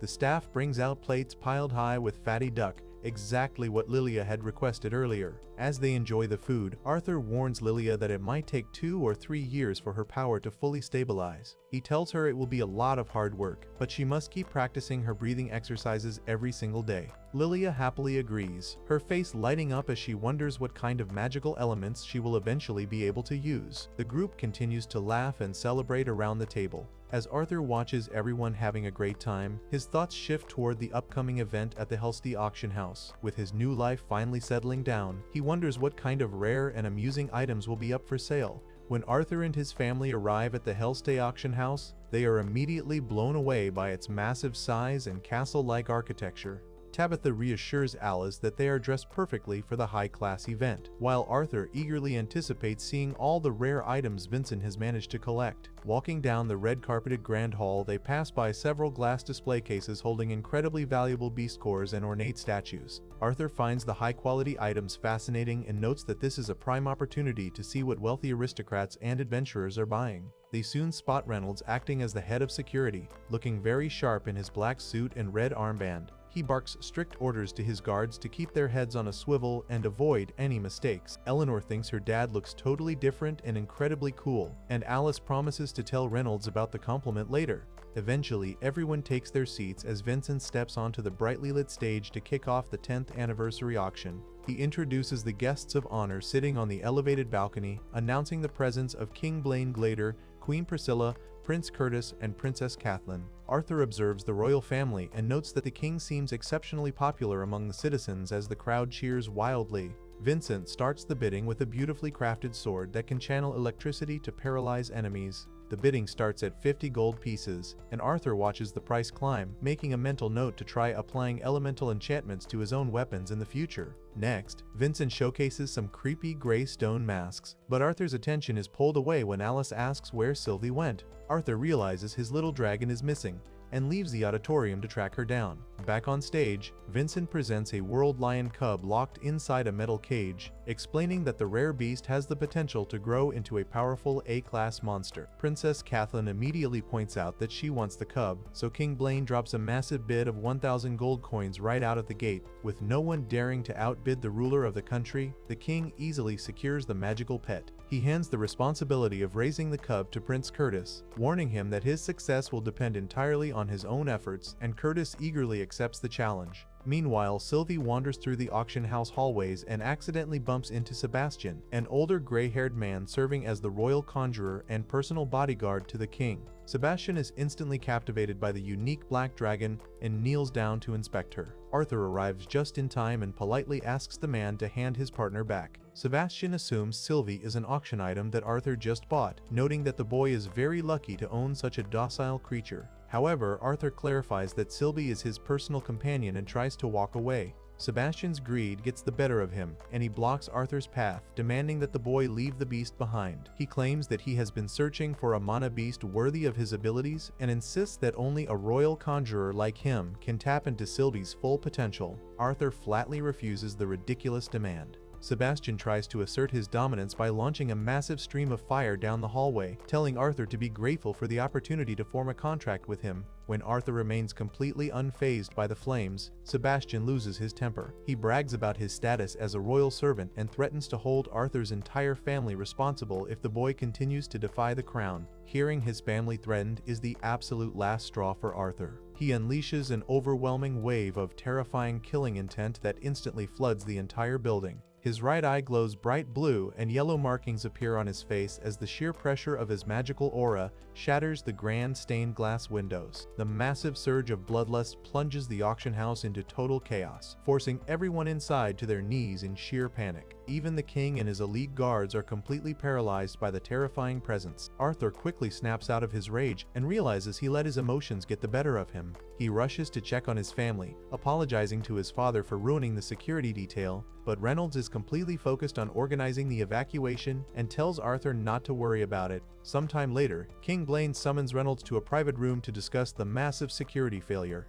Reynolds kneels before the king and takes full responsibility for the incident, fully expecting to face severe disciplinary action. However, Sebastian steps in and suggests a different approach. He tells the king that instead of punishing Reynolds, they should simply demand Arthur's rare beast as a fair trade for the royal family's mercy. Sebastian claims that giving him the beast is the perfect reward for his many years of loyal service to the crown. King Blaine agrees with the plan and formally asks Reynolds to hand over the creature. Reynolds respectfully declines, explaining that Arthur acquired the beast on his own and has total ownership over her, meaning Reynolds cannot force his son to give her up. The king turns his attention to Arthur, expecting the boy to eagerly comply. Arthur apologizes but firmly states that he will never find a replacement for Sylvie and refuses the request. The royal guards instantly scold Arthur for disrespectfully looking the king directly in the eye, but Arthur ignores their yelling. Trying a different tactic, King Blaine offers to trade his newly purchased world lion cub for Sylvie, arguing that predatory beasts are far superior to reptilian ones anyway.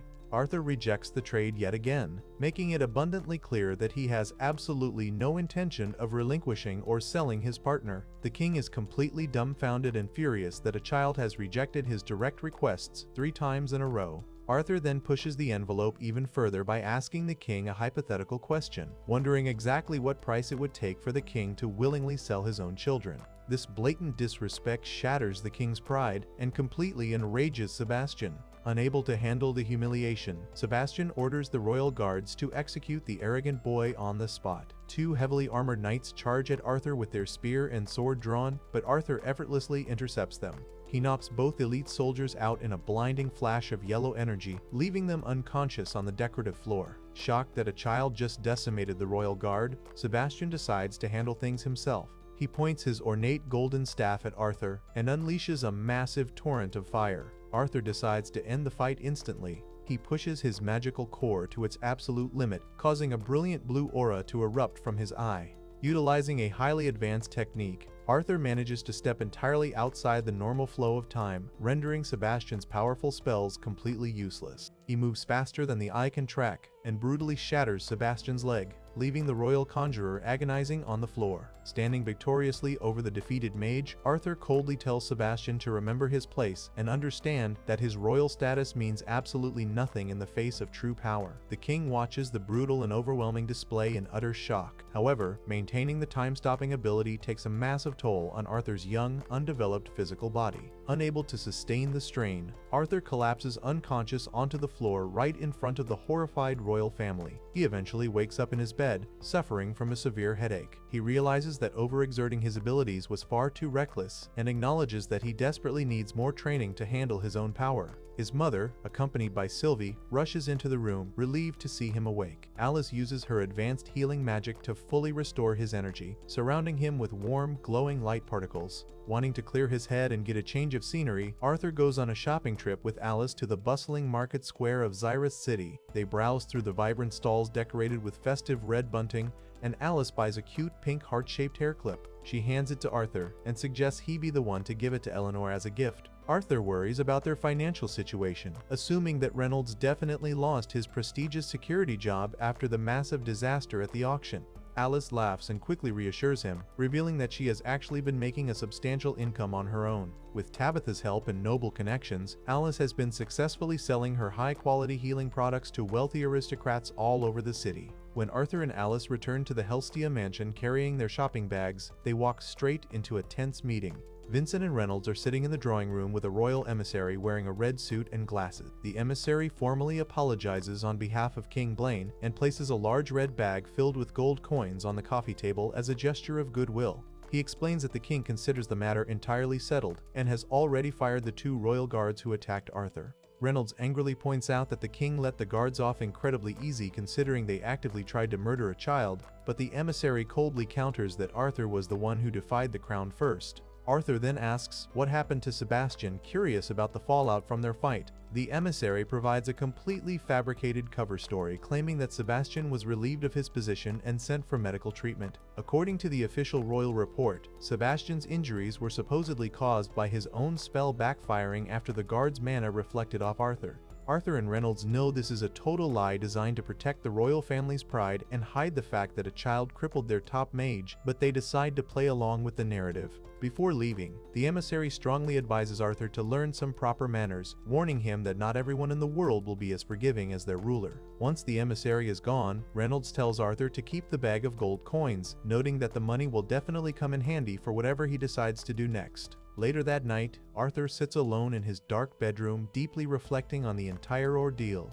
He is incredibly frustrated by his physical limitations and realizes that being a child in this world makes him a massive target. He knows that if he truly wants to defy the power of entire nations and protect his loved ones from corrupt nobles, he needs to acquire a significant amount of strength and official authority. He decides that the absolute best way to achieve this goal is to formally enroll in the prestigious Xyrus Magic Academy. The following day, Arthur visits the massive academy campus, taking Sylvie along with him. While exploring the sunlit stone courtyard filled with students and their diverse magical beast mounts, he spots a strange green owl-like creature with red eyebrows perched on a stone ledge. Curious about the unique animal, Arthur chases the bird out of the bustling courtyard and deep into a lush green forest. He runs enthusiastically along the dirt path with Sylvie holding on tightly to his shoulder. Suddenly, he bumps into an elderly woman wearing a purple cloak and a black pointed witch's hat. The woman looks down at Arthur with a knowing smile and calmly tells him that she has been waiting for him. The elderly woman introduces herself as the director holding all authority at Xyrus Academy and states she wants to see if Vincent exaggerated Arthur's magical abilities. Arthur feels an incredible power radiating from her but decides to show off a little to prove Vincent was telling the truth. He initiates the test by using wind element magic, conjuring swirling green energy that lifts several large rocks into the air around him. However, he quickly realizes his wind magic lacks the destructive firepower of his fire and water elements. The director easily halts his attack, magically suspending the rocks in midair with a casual wave of her hand. Arthur switches tactics and unleashes intense orange magical flames, sending sharp shards of golden energy raining down upon her. The director effortlessly defends against the barrage by summoning a glowing green seal that creates a massive wall of wind. Surprised by her impenetrable defense, Arthur envelops himself in a powerful vortex of red and orange magical energy and lunges straight at her. The director repels him with a forceful blast of green magical energy that sends him sliding aggressively across the grassy field. As Arthur struggles to push himself up from the dirt, the director compliments his remarkable sorcery and combat skills but decides to finish the evaluation. She warns him to try not to lose consciousness and conjures 2 spheres of teal energy that erupt into massive, rippling shockwaves.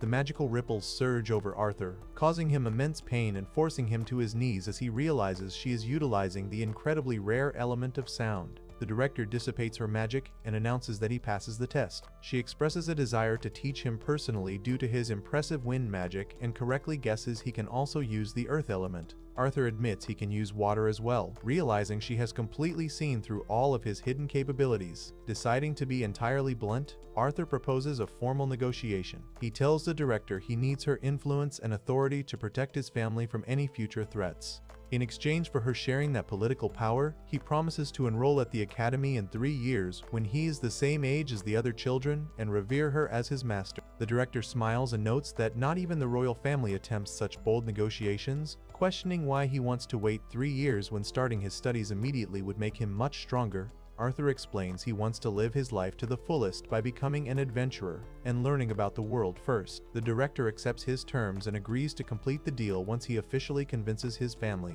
Arthur returns to the Helstia mansion and uses Vincent as an intermediary to reveal his magical powers and his adventurer plans to his parents. Alice vehemently rejects the idea, shouting that it is inconceivable to send their son on a dangerous journey right after getting him back. Reynolds tries to calm her down, suggesting they at least hear Arthur out before making a final decision. Alice remains furious, reminding Reynolds of the severe hardships they already endured, but Reynolds proposes sending Arthur with a trusted protector. Arthur assures his mother that it will not be a continuous journey and promises to return home every few months or even more frequently if she wishes. Eleanor grabs Arthur's arm and asks if he is leaving soon, but he promises he will not leave for a while. He explains to his parents that staying home merely to train would be dull, and he wants to experience the same adventurous life they once had. Arthur keeps his true motive of wanting to test his combat strength a secret to avoid causing his parents more worry. Reynolds agrees that danger goes hand in hand with adventuring and officially proposes finding someone they can trust to accompany Arthur on the road. They gather their former adventuring party, the Twin Horns, around the dining table to ask for a volunteer. Adam quickly passes on the job, stating he hates babysitting and jokes that Arthur might murder him in his sleep because the boy is unpleasant. Arthur retorts that Adam's rudeness entirely warrants such hostile treatment. Durden points out that his wide-area spells make him better suited for protecting groups rather than individuals, and Helen admits guarding people is not her strong suit either. Suddenly, Jasmine raises her hand and volunteers, stating she is taking the job purely for Arthur's sake. Reynolds realizes Jasmine is the best choice due to her close combat skills, her status as a light orange core augmenter, and her proficiency in wind magic. Arthur thanks the group and expresses his excitement to work with Jasmine. Later, Arthur watches Lilia successfully meditate without his help, noting that Eleanor will likely awaken her own magic in a few years if she keeps practicing. He then asks Reynolds for permission to visit the auction house to pick out a sword for his upcoming Adventurer Guild entrance exam. Reynolds agrees, and Arthur heads to the massive storage room with Vincent to browse the inventory. Arthur searches through numerous racks of steel swords and polearms, but everything is designed for adult augmenters and feels far too heavy and unbalanced for his small body. As he searches alongside Sylvie, he spots a long, heavy black staff resting near a large cannon wheel. He picks it up and notices the weight distribution feels more like a sword than a traditional staff. Curious about its true nature, he channels his magical energy directly into the weapon. The staff instantly sheds its wooden exterior, revealing a beautiful, glowing cyan energy blade. Arthur swings the weapon, cleanly slicing a solid wooden barrel in half with a single strike. He examines the glowing blade and reads the inscription, Dawn's Ballad W. Tay. IV etched into the metal. He realizes the weapon's weight, balance, and grip have magically adjusted to perfectly suit his small body, a phenomenon he never encountered with any weapon in his past life. Vincent and his workers walk into the storage room, prompting Arthur to quickly hide the glowing blade inside a dark scabbard.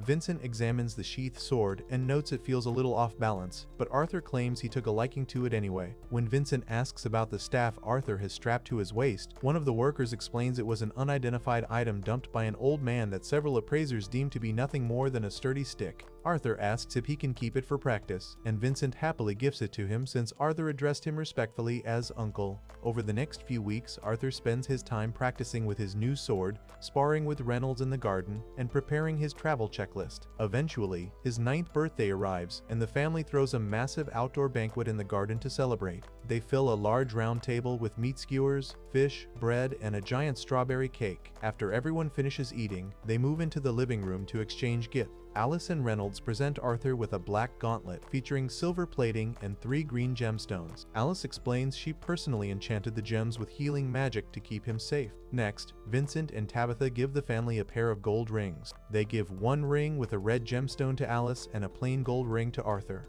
Vincent explains that if Arthur's mana ever drops to a dangerously low level, Alice's ring will immediately light up to warn her. Finally, Adam hands Arthur an incredibly expensive magical scroll marked with a red sigil. He explains that Arthur can use his mana to record voice messages on the scroll, and once Alice receives it, she can send one reply back to him. Arthur thanks everyone for the wonderful presents and promises to work hard so they will not have to worry about him while he is away. Later that night, Arthur sits alone in his bedroom and reflects on his current life. He realizes that he deeply cherishes the security and love his family and friends provide, and he vows to fight with everything he has to defend them. To ensure he never loses them, he resolves to become even stronger than he was as a king in his past life. He packs his green bedroll, his weapons, and a white mask into his backpack. He walks down the grand marble staircase to say his final goodbyes to his family in the main hall. Reynolds tells Arthur he looks like an S-rank adventurer, but warns him not to let his strength make him cocky. He advises Arthur not to try solving every problem alone and to rely on Jasmine when things get too difficult. Alice gives Arthur a tight hug and begs him to stay safe, while Eleanor and Sylvie watch from nearby. Alice tells Sylvie to be a good girl and reminds Arthur to put his new ring on before he leaves. Arthur promises he will be back and walks out the large wooden doors of the mansion with Sylvie safely tucked into his backpack. Outside the metal gates, Jasmine is waiting for him on the stone-paved path wearing her dark green travel outfit. Arthur asks if she is ready, and as the dark night sky transitions into a colorful sunrise over the mountains, they set off on their new journey together. Arthur and Jasmine arrive at the Xyrus branch of the Adventurers Guild so Arthur can undergo his rank assessment. Because Jasmine is an A-class adventurer and her father has deep connections with the guild, they are allowed to skip the standard written exam and Monocore confirmation. They meet the guild chief, Caspian Bladeheart, in his office. Arthur registers under the alias Note to ensure the royal family cannot track his true identity. Caspian agrees to use the pseudonym and shakes Arthur's hand, using the physical contact to secretly test the boy's strength and magical flow. Caspian is instantly impressed by Arthur's underlying power and escorts them to the exam hall. Along the way, Jasmine notices that Sylvie looks different, and Arthur explains that his familiar can slightly alter her appearance, currently taking the shape of a small black bat to avoid drawing unwanted attention. They enter the large outdoor exam arena where several other candidates are being tested. A young girl named Diane Whitehall takes her practical exam first, demonstrating excellent mana control and incantation speed, but the examiner points out that her magical defenses are severely lacking and assigns her to C-class. Next, the examiner calls Elijah Knight to the floor. However, without Elijah even taking a combat test, the examiner immediately announces that he is assigned to B-class, leaving the audience and the other candidates completely baffled by the special treatment. After Elijah steps down, an 11-year-old half-elf named Lucas Wyke steps forward for his turn. Lucas arrogantly asks the examiner if he can skip the test and jump straight to A-class. The examiner ignores his comment and confirms his registration details, noting that he is at the light orange core stage and specializes in fire magic. As the duel begins, Lucas summons a massive pillar of orange flames and unleashes a devastating dragon-shaped blast of fire directly at the examiner. The intense magical explosion shatters the stone arena floor and sends debris flying everywhere. The examiner manages to block the attack with a green magical shield, but the sheer force of Lucas's spell wreaks havoc on the surrounding environment. Despite the impressive display of raw power, the examiner points out that Lucas lacks control and assigns him to B-class. Furious at the ranking, Lucas waits until the examiner lowers her guard and launches a fiery sneak attack at her back. The examiner easily neutralizes the flames and summons a giant stone hand from the earth to lift Lucas into the air, scolding him for attacking after the match has officially concluded and stating that his arrogance is his greatest weakness. Lucas refuses to accept the criticism and threatens that his influential father will hear about the incident. Once the arena is cleared, it is finally Arthur's turn to take the practical exam. However, Caspian steps onto the field and announces that he will personally administer the test. The regular examiners are shocked because Caspian is an AA class adventurer and rarely tests newcomers himself. Arthur draws his sword and coats the blade in bright orange flames, launching himself at the guild chief with blinding speed. Caspian easily parries Arthur's attacks with flawless defense, gracefully blocking every fiery strike without breaking a sweat or yielding any ground. The two clash repeatedly in the center of the arena, creating massive explosions of yellow sparks and glowing embers that light up the cloudy sunset sky.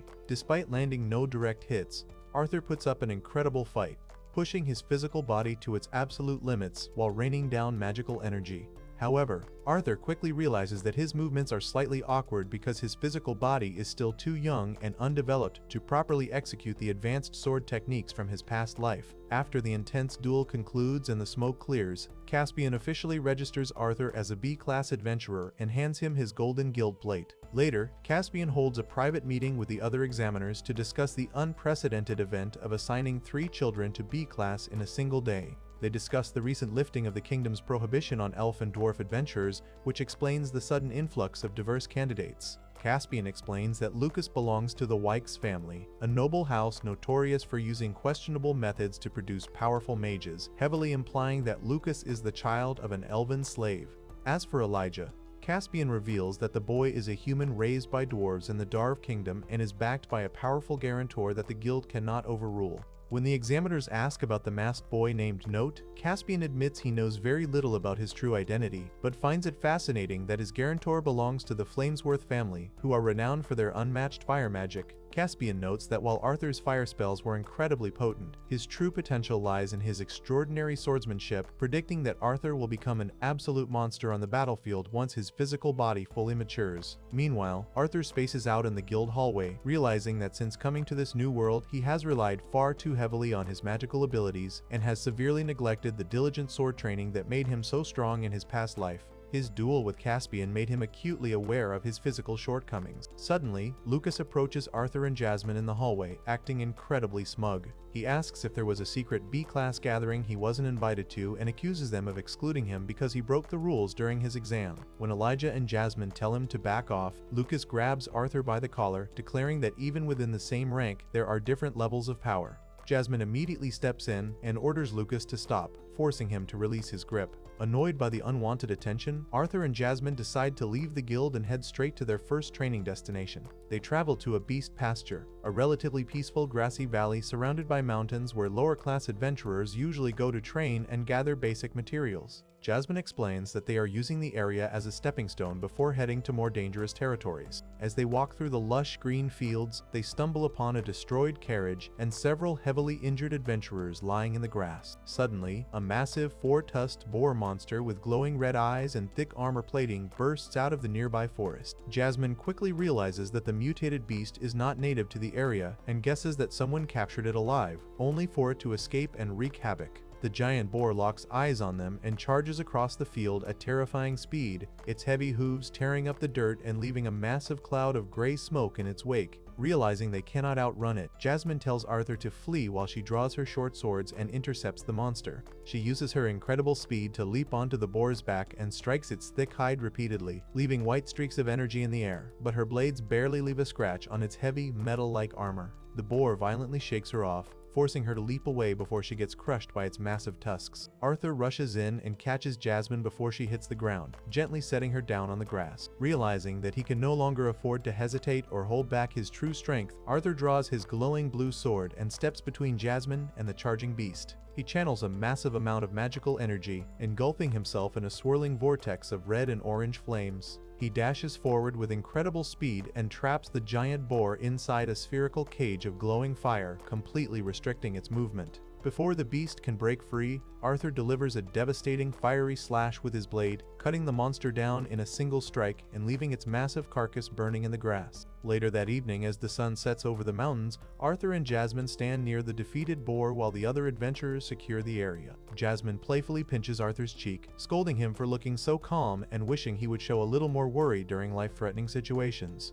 After setting up camp for the night, they sit together on a log next to a crackling fire. Jasmine decides to open up about her past and explains why she became an adventurer. She reveals that the Flamesworth family has produced the most powerful fire sorcerers in the kingdom for generations, and her parents had incredibly high expectations for her because she awakened her magical core at a very young age. However, when her family discovered that her elemental affinity was wind instead of fire, they immediately branded her a failure and cast her aside. Hearing her story, Arthur becomes furious on her behalf.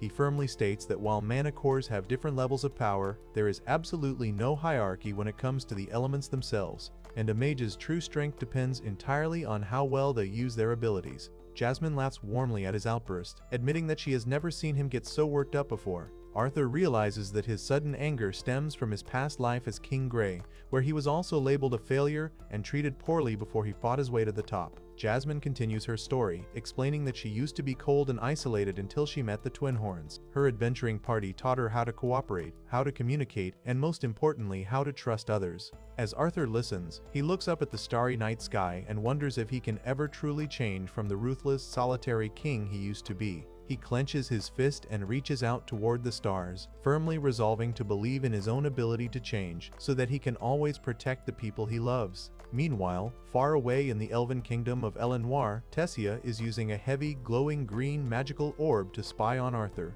She watches him sitting by the campfire with Jasmine and immediately gets extremely jealous, yelling in frustration about how he always seems to be traveling with a different woman. Her grandfather, Virion, quietly sneaks up behind her and catches her in the act. He tells Tessia that as she is so jealous of Arthur taking on new challenges and growing stronger, she needs to stop complaining and start doing something to improve herself.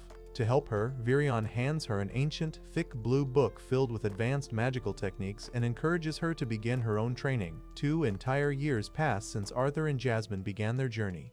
Back in the human kingdom, rumors spread rapidly through the local taverns about a legendary masked swordsman traveling alongside the famous Flamesworth girl.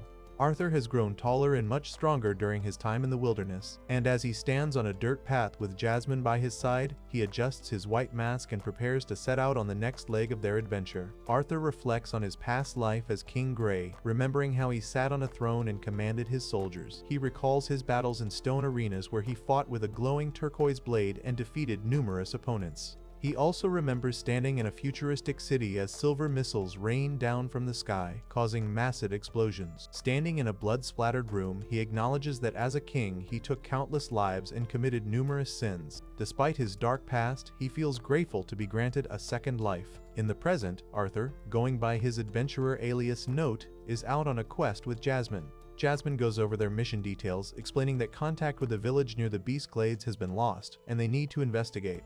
Jasmine asks Arthur what their main priority is, and he correctly answers that survival always comes first. She then asks what they should do if they encounter an aggressive beast. Arthur replies that since the quest does not include monster slaying, they do not need to fight. Sylvie, Arthur's familiar in the form of a black cat, announces she will train nearby. Arthur tells her good luck and promises to let her know when they finish. Arthur and Jasmine continue their trek into the lush forest and notice several footprints on the dirt path. Arthur points out the tracks head into the village but none head out, making the situation suspicious. Jasmine states that their first move should be gathering intelligence, and Arthur agrees. They use their movement magic to quickly travel through the dense woods and arrive at the deserted village. As they walk past the houses, Arthur observes there are absolutely no signs of people anywhere. Jasmine wonders if a beast attacked, but Arthur notes the complete lack of struggle makes that strange. They spot a massive blue crystal resting on the grass. As they move deeper into the village courtyard, they are shocked to find several more large blue crystals, and upon closer inspection, they realize that the missing villagers are trapped inside them. They find a young girl in an orange dress carrying a basket and ask her what happened. The crying girl explains she was gathering medicinal herbs, and when she got back, everyone was encased in crystals. Arthur deduces that a powerful beast is responsible for this tragedy. Suddenly, a thin blue line of light zips past the little girl, cutting right through her skirt. Jasmine immediately drops into a defensive combat stance and readies her daggers. A massive, multi-eyed brown spider monster emerges from the forest. It grabs a woman in a brown dress, hangs her upside down, and prepares to fire a powerful pink beam from its glowing red central eye. Arthur and Jasmine know they cannot defeat it right now, so they quickly flee the area, running down the winding cobblestone path as the monster destroys the trees behind them. Meanwhile, in a dark room illuminated by a candelabra, an elderly hooded figure and a man with a goatee examine a detailed map. They discuss the Tri-Kingdom alliance between the humans, elves, and dwarves, noting that the arrangement is less than ideal for their hidden plans. The elderly figure holds a small coin and mentions that events have a natural flow, and going with that flow can be quite pleasant. The man with the goatee hovers his glowing green hand over the map and talks about the Beast Glade. He states that the young warriors who will bear the future of the continent on their backs are currently gathering there to hone their skills. The elderly figure declares that this future is something they must prevent at all costs. Back in the forest, Arthur and Jasmine hide in a clearing and discuss the terrifying monster they just encountered. Jasmine identifies it as an arachne, stating that it is one of the top 5 beasts she never wants to fight. She explains that she has fought arachne 5 times in the past, but only managed to kill one, and it took the entire lineup of the Twin Horns adventuring party to pull it off. She specifically notes that Arthur's parents, Reynold and Alice, were there, and Alice's healing powers were absolutely critical to their victory. Jasmine elaborates that an arachne's petrification curse can only be broken by an emitter like Alice, or by killing the arachne itself. However, arachne have incredibly high resistance to magic, so most spells have a limited effect on them, and their thick carapace is tough enough that normal swords simply bounce off. Because they lack the proper means to take it down, Jasmine reminds Arthur that she taught him everything he needs to know about being an adventurer, which includes knowing how to survive. She asks him what their next move should be, and Arthur agrees that they should head back to the guild, inform them of the threat, and return to save the village once they are fully prepared. However, as they hide behind the dense green bushes, the massive arachne sneaks up on them. The monster lunges at them with a glowing purple light. Realizing the extreme danger, Jasmine screams for Arthur to get away and violently shoves him out of the path of the attack. As a result, Jasmine is struck by the monster's magic and gets instantly trapped inside a giant blue ice crystal. Arthur falls to the ground and stares in absolute shock as the massive skeletal spider monster looms over them with its glowing pink eye. Seeing Jasmine sacrifice herself triggers intense flashbacks for Arthur. He remembers his father Reynold yelling in distress, his mother Alice running desperately with his sister Eleanor, and his own past life as King Grey fighting off heavily armored knights in a brilliant flash of golden light. These memories of losing people and failing to protect them fuel his determination, and he refuses to run away. Arthur draws his 2 swords and boldly confronts the giant multi-legged monster. The beast screeches and swings its massive clawed limbs at him, but Arthur uses his dual blades to parry the heavy strikes, exerting an incredible amount of effort just to hold his ground. The arachne unleashes a brilliant white and teal blast of energy from its wide-open maw, completely filling the horizon with destructive magic. Arthur lunges forward and forcefully slices right through the energy beam with his swords. He thinks back to his past life, remembering how a single swing of his blade was all it took to win his battles as the strongest king. Channeling that past power, he leaps into the air and plunges both his glowing blue energy sword and his silver metal sword directly into the monster's head, causing bright orange sparks to fly everywhere. However, the arachne simply shakes him off. Arthur remembers a futuristic battle from his past life, where soldiers fired powerful energy beams, and he realizes that standard sword strikes simply will not be enough to penetrate the beast's thick armor. Deciding to change tactics, he tries using blade and flame together. He engulfs his swords in vibrant orange and red flames and unleashes a massive fiery explosion against the monster. He stands on top of the beast as swirling flames consume the area, hoping that the intense heat will burn through its shell. Unfortunately, as the fire clears, the arachne roars fiercely, completely unharmed due to its high magic resistance. The monster retaliates by summoning massive, jagged, dark, rocky spikes from the ground, forcing Arthur to dodge frantically. Realizing that all external attacks are entirely pointless against its shell, Arthur formulates a new, desperate strategy. He asks out loud if the beast has ever had magic cast directly on its insides. Arthur leaps onto the monster's back and violently stabs his glowing blue sword deep into the cracks of its red spiked armor. Instead of trying to cut it, he channels a massive surge of blue electrical energy straight through the blade and into the creature's internal organs. The sheer internal pressure causes the giant yellowish-brown monster to glow with a blinding white light before it completely shatters into countless pieces across the grassy field. With the beast finally defeated, Arthur walks past its steaming remains and sheathes his sword. He collapses onto the grass, breathing heavily and covered in sweat. He reflects on the fight, noting that mixing his old fighting style with this new world's magic puts way too much strain on his young body, and he acknowledges that he needs to train significantly more to reach his goals. Suddenly, Sylvie jumps right onto his face. Arthur sits up and holds her, asking if something is wrong. Sylvie mentions that she felt him get really angry for a second during the fight. Arthur smiles and reassures her that he just lost his temper, but he took care of the threat and everything is fine now. Meanwhile, with the Arachne dead, the petrification curse is automatically broken, and Jasmine is freed from her crystal prison. She approaches Arthur with her knife drawn and scolds him, stating that she could easily beat him up right now for doing something so incredibly reckless. Arthur apologizes for ignoring her instructions and fighting the monster alone. Jasmine lowers her weapon and asks him if he actually beat it by himself. Arthur confirms that he did, but admits that the power he used isn't the kind of power he truly wants. Jasmine asks what kind of power he is searching for, and Arthur replies that he wants the power to protect. He explains that in his past life, his weakness separated him from his family, and he promises to live his current life in a way that leads him with absolutely no regrets so he can protect the people he cares about. Jasmine tells him that he shouldn't take such massive risks on her behalf because his mother Alice would be absolutely devastated if he died. Arthur replies that he can't do that because he genuinely cares about Jasmine too. Hearing this, Jasmine gets completely flustered, blushes deeply, and angrily pulls on Arthur's cheeks, yelling at him that the only thing he gets better at is talking. However, her anger quickly fades into a warm smile, and she places her hands on his shoulders, sincerely thanking him for saving her life.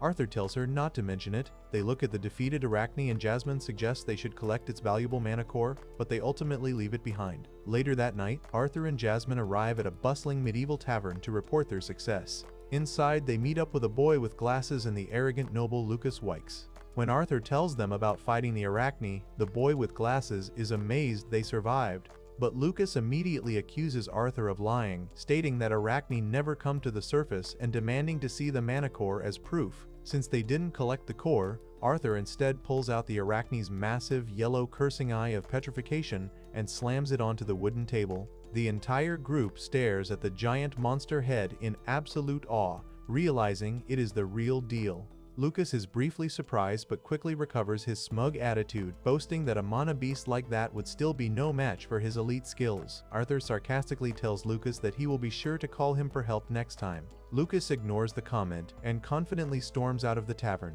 After he leaves, Jasmine tells Arthur that it is time for them to head home. They travel back to Zyra City and arrive at the Grand Helstea mansion. As soon as Arthur walks through the large double doors, his little sister Eleanor runs up and gives him a massive hug. His parents, Reynold and Alice, along with Vincent and Tabitha Helstea, are all thrilled to see him.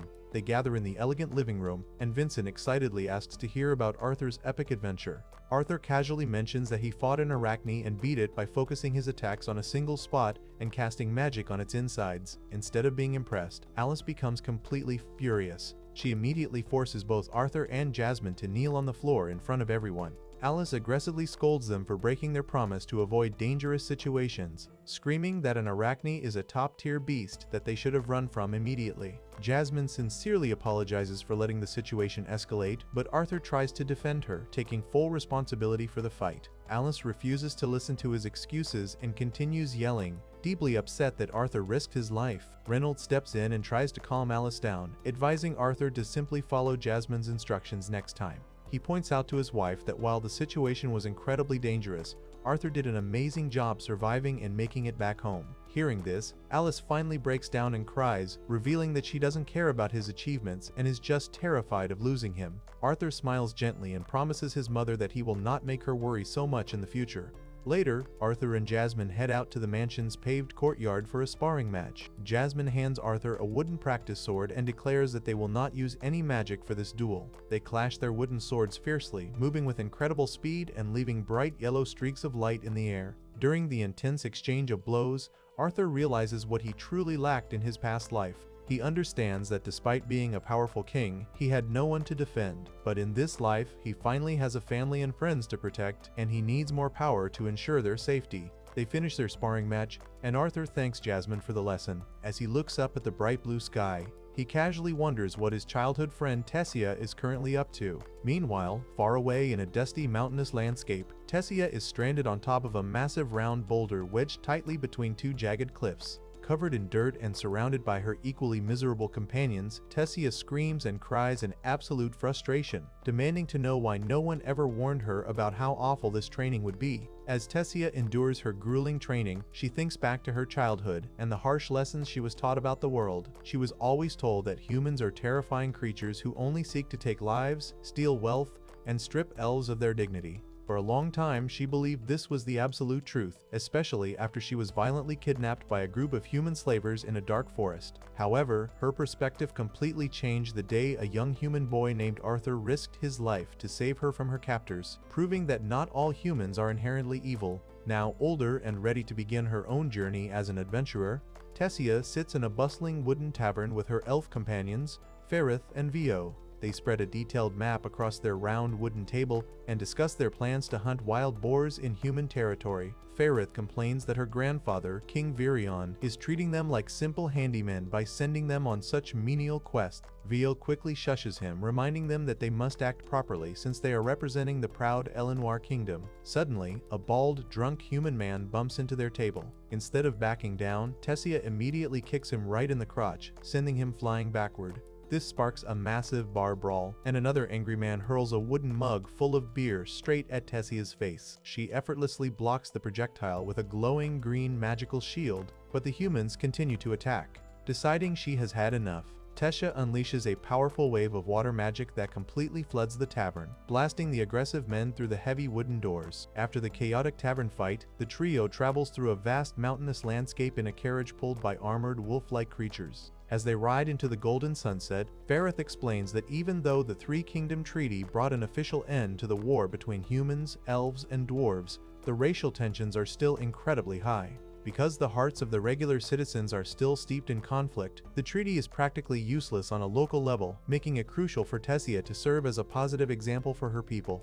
Suddenly, a large group of human soldiers and bandits ambush their carriage under the starry night sky. The bandits hate them simply for being elves, but they also know that elven slaves fetch a ridiculously high price on the black market. Instead of fleeing, Tessia confidently steps out of the carriage. She declares that she makes it a point to face any challengers and unleashes a massive, swirling burst of turquoise magical energy that instantly wipes out the entire group of attackers. Meanwhile, in a dark secret stone room, two mysterious hooded figures observe the elves' movements through a map that pulses with bright green magic. They coldly discuss how Tessia's royal status makes her incredibly valuable to their sinister plans. They realize that if the Princess of Elenoir were to accidentally die while adventuring in human territory, the political fallout would completely destroy the fragile peace treaty between the kingdoms. Elsewhere, in a different town, the arrogant noble Lucas Wyke sits in a dimly lit tavern with a black-haired boy named Elijah.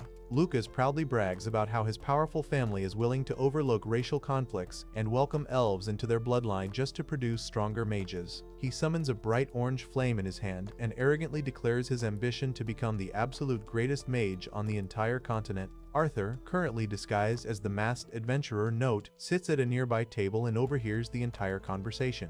Unimpressed by the boastful speech, Arthur sarcastically wishes Lucas good luck before casually walking away to join Jasmine for their next quest. Lucas gets deeply offended by the dismissive comment, completely unaware that he was just mocked by the strongest person in the room. Back in the human territory, Tessia and her friends arrive at a small village to gather intelligence on the rogue mana beasts that have been terrorizing the area. Unfortunately, the locals are incredibly hostile and refuse to cooperate. An old man sitting on a tree stump angrily yells at them to leave, proving that the humans still hold a deep prejudice against elves. Frustrated and exhausted, Tessia sits on a rock and admits that her own people would probably act the exact same way if humans wandered into their country. Suddenly, a stray brown acorn hits her right on the forehead. She furiously jumps up to yell at the culprits, but her anger fades when she sees two terrified human children.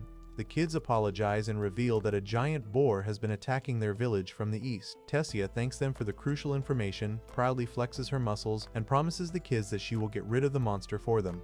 The trio follows the kids' directions and ventures deep into a dusty, desert-like canyon. Without warning, massive brown boulders rain down from the bright blue sky and smash into the ground, kicking up a massive cloud of dust. From the smoke emerges a giant gray-furred boar monster with huge white tusks and glowing red eyes. Tessia and Firith immediately launch coordinated attacks. Tessia fires off crescent-shaped green energy blasts, while Firith summons swirling torrents of blue water magic. Their combined attacks create a massive fiery explosion against the beast's side, and the elves cheer, thinking they defeated it. However, as the smoke clears, the giant boar charges forward completely unharmed, its thick hide rendering their magic entirely ineffective. Panic sets in as the boar relentlessly chases them across the barren rocky terrain. Firith desperately fires more magic to slow it down, but the beast easily dodges and summons sharp brown rocky shards from the earth. The boar then traps them inside a shimmering white energy barrier, leaving them with nowhere to run. The beast charges again, and Vio gets brutally struck in the midsection by a flying boulder, sending her crashing down a steep cliff. Firith quickly swoops in and manages to catch Vio before she hits the ground, but they are all visibly exhausted and battered. From a safe distance, the two hooded figures watch the brutal fight unfold, happily noting that elven bodies are far too fragile to survive such an encounter. They eagerly wait for the beast to finish Tessia off. Down in the canyon, Firith and Vio beg Tessia to retreat, reminding her that they are completely out of mana and stamina. However, Tessia firmly refuses to run away. She thinks about Arthur and how he would never surrender in a situation like this. Intense memories flood her mind, reminding her of their time traveling together, their grueling training sessions in the forest, and the tearful goodbye hug they shared before he left. Determined to be as strong and brave as Arthur, Tessia formulates a desperate, risky plan. She acts as bait, shouting to get the massive boar's attention before sprinting across the rocky landscape. The beast falls for the trap and aggressively chases her between two steep cliffs. Following Tessia's signal, Vio slams her hands onto the earth, using her remaining magic to blast the ground beneath the boar and launch it into a deep pit. Tessia immediately follows up by summoning 3 massive boulders, dropping them straight onto the beast to pin it down. She sighs in relief, thinking the battle is finally over, but the monster simply shatters the rocks and leaps high into the air, descending right toward her. Completely out of mana and staring death in the face, Tessia thinks back to a specific moment when Arthur taught her how to harness pure magical energy. She remembers standing with him on a balcony as he summoned a glowing yellow ball of magic that filled the air with warm golden sparks. Channeling that exact same feeling, Tessia gathers all the latent energy in her body, causing a brilliant golden light to envelop her fist. As the giant boar crashes down, Tessia lunges forward and punches the beast with a blinding white blast of pure golden energy. The massive impact completely obliterates the boar's defenses, sending the creature crashing lifelessly to the dusty ground. The battle is finally won, but as Tessia jumps up to celebrate, she hilariously hits her head on a pink hexagonal barrier that Vio had cast to protect her. Her friends are absolutely shocked that Tessia managed to survive by strengthening her fragile body with pure mana instead of relying on standard spells. Seeing the beast defeated, the hooded figures express their deep disappointment, but they quickly brush off the failure and vow to prepare an even stronger monster for their next assassination attempt. Later, Tessia returns to the human village, and the local kids excitedly thank her for saving their home. When they ask if she knows any other strong fighters, Tessia warmly smiles and admits that her ultimate goal is to catch up to someone incredibly powerful. Far away in the Elenoir Palace, King Virion and the elderly witch Cynthia watch the aftermath of Tessia's battle through a glowing green crystal ball. Virion sighs, noting that his granddaughter always cuts things dangerously close, but he proudly acknowledges that her wonderful friends have helped her grow tremendously. Cynthia points out that Arthur's influence is the real reason for Tessia's newfound strength, and Virion agrees that the brief time Arthur spent with them will be enough to completely change the future of the world. Sometime later, Tessia, Firith, and Vio relax at a quaint, timber-framed inn at the base of a mountain. As they drink frothy milk, Firith casually mentions that he and Vio are heading back to Xyrus City. Vio enthusiastically agrees, adding that it will be really nice to see Arthur again. Tessia freezes in absolute shock, her jaw dropping as she demands to know how they know where Arthur is. Vio casually explains that she actually traveled to Xyrus with Arthur and sees him on a regular basis. She goes on to talk about how incredibly cute Arthur's little sister Eleanor is, and how his parents always bake delicious sweets for them when they visit. Hearing this, Tessia becomes insanely jealous and frustrated. She crosses her arms and pouts, realizing that her friends have been casually hanging out with the boy she loves this entire time while she had absolutely no idea where he was. Feeling completely left out, Tessia abandons her current plans and immediately travels to Xyrus City. She eventually arrives at the massive iron gates of the Grand Hellstay mansion where Arthur is staying. Standing outside, she anxiously paces back and forth, trying to figure out how to properly greet him. She practices different cute phrases in her head, wondering if she should tell him she missed him, casually say it has been a long time, or ask if he is glad to see her. However, the overwhelming anticipation completely fries her brain. Unable to decide on a cool greeting, she simply abandons all logic and bursts through the gates. She runs right past Arthur's mother Alice and his sister Eleanor, totally ignoring their confused expressions. Sprinting frantically across the stone-paved courtyard with her purple cape billowing behind her, Tessia screams Arthur's name at the top of her lungs, desperately demanding to know where he is hiding. This is the end of the recap. Subscribe to the channel to not miss the next part. Thanks for watching.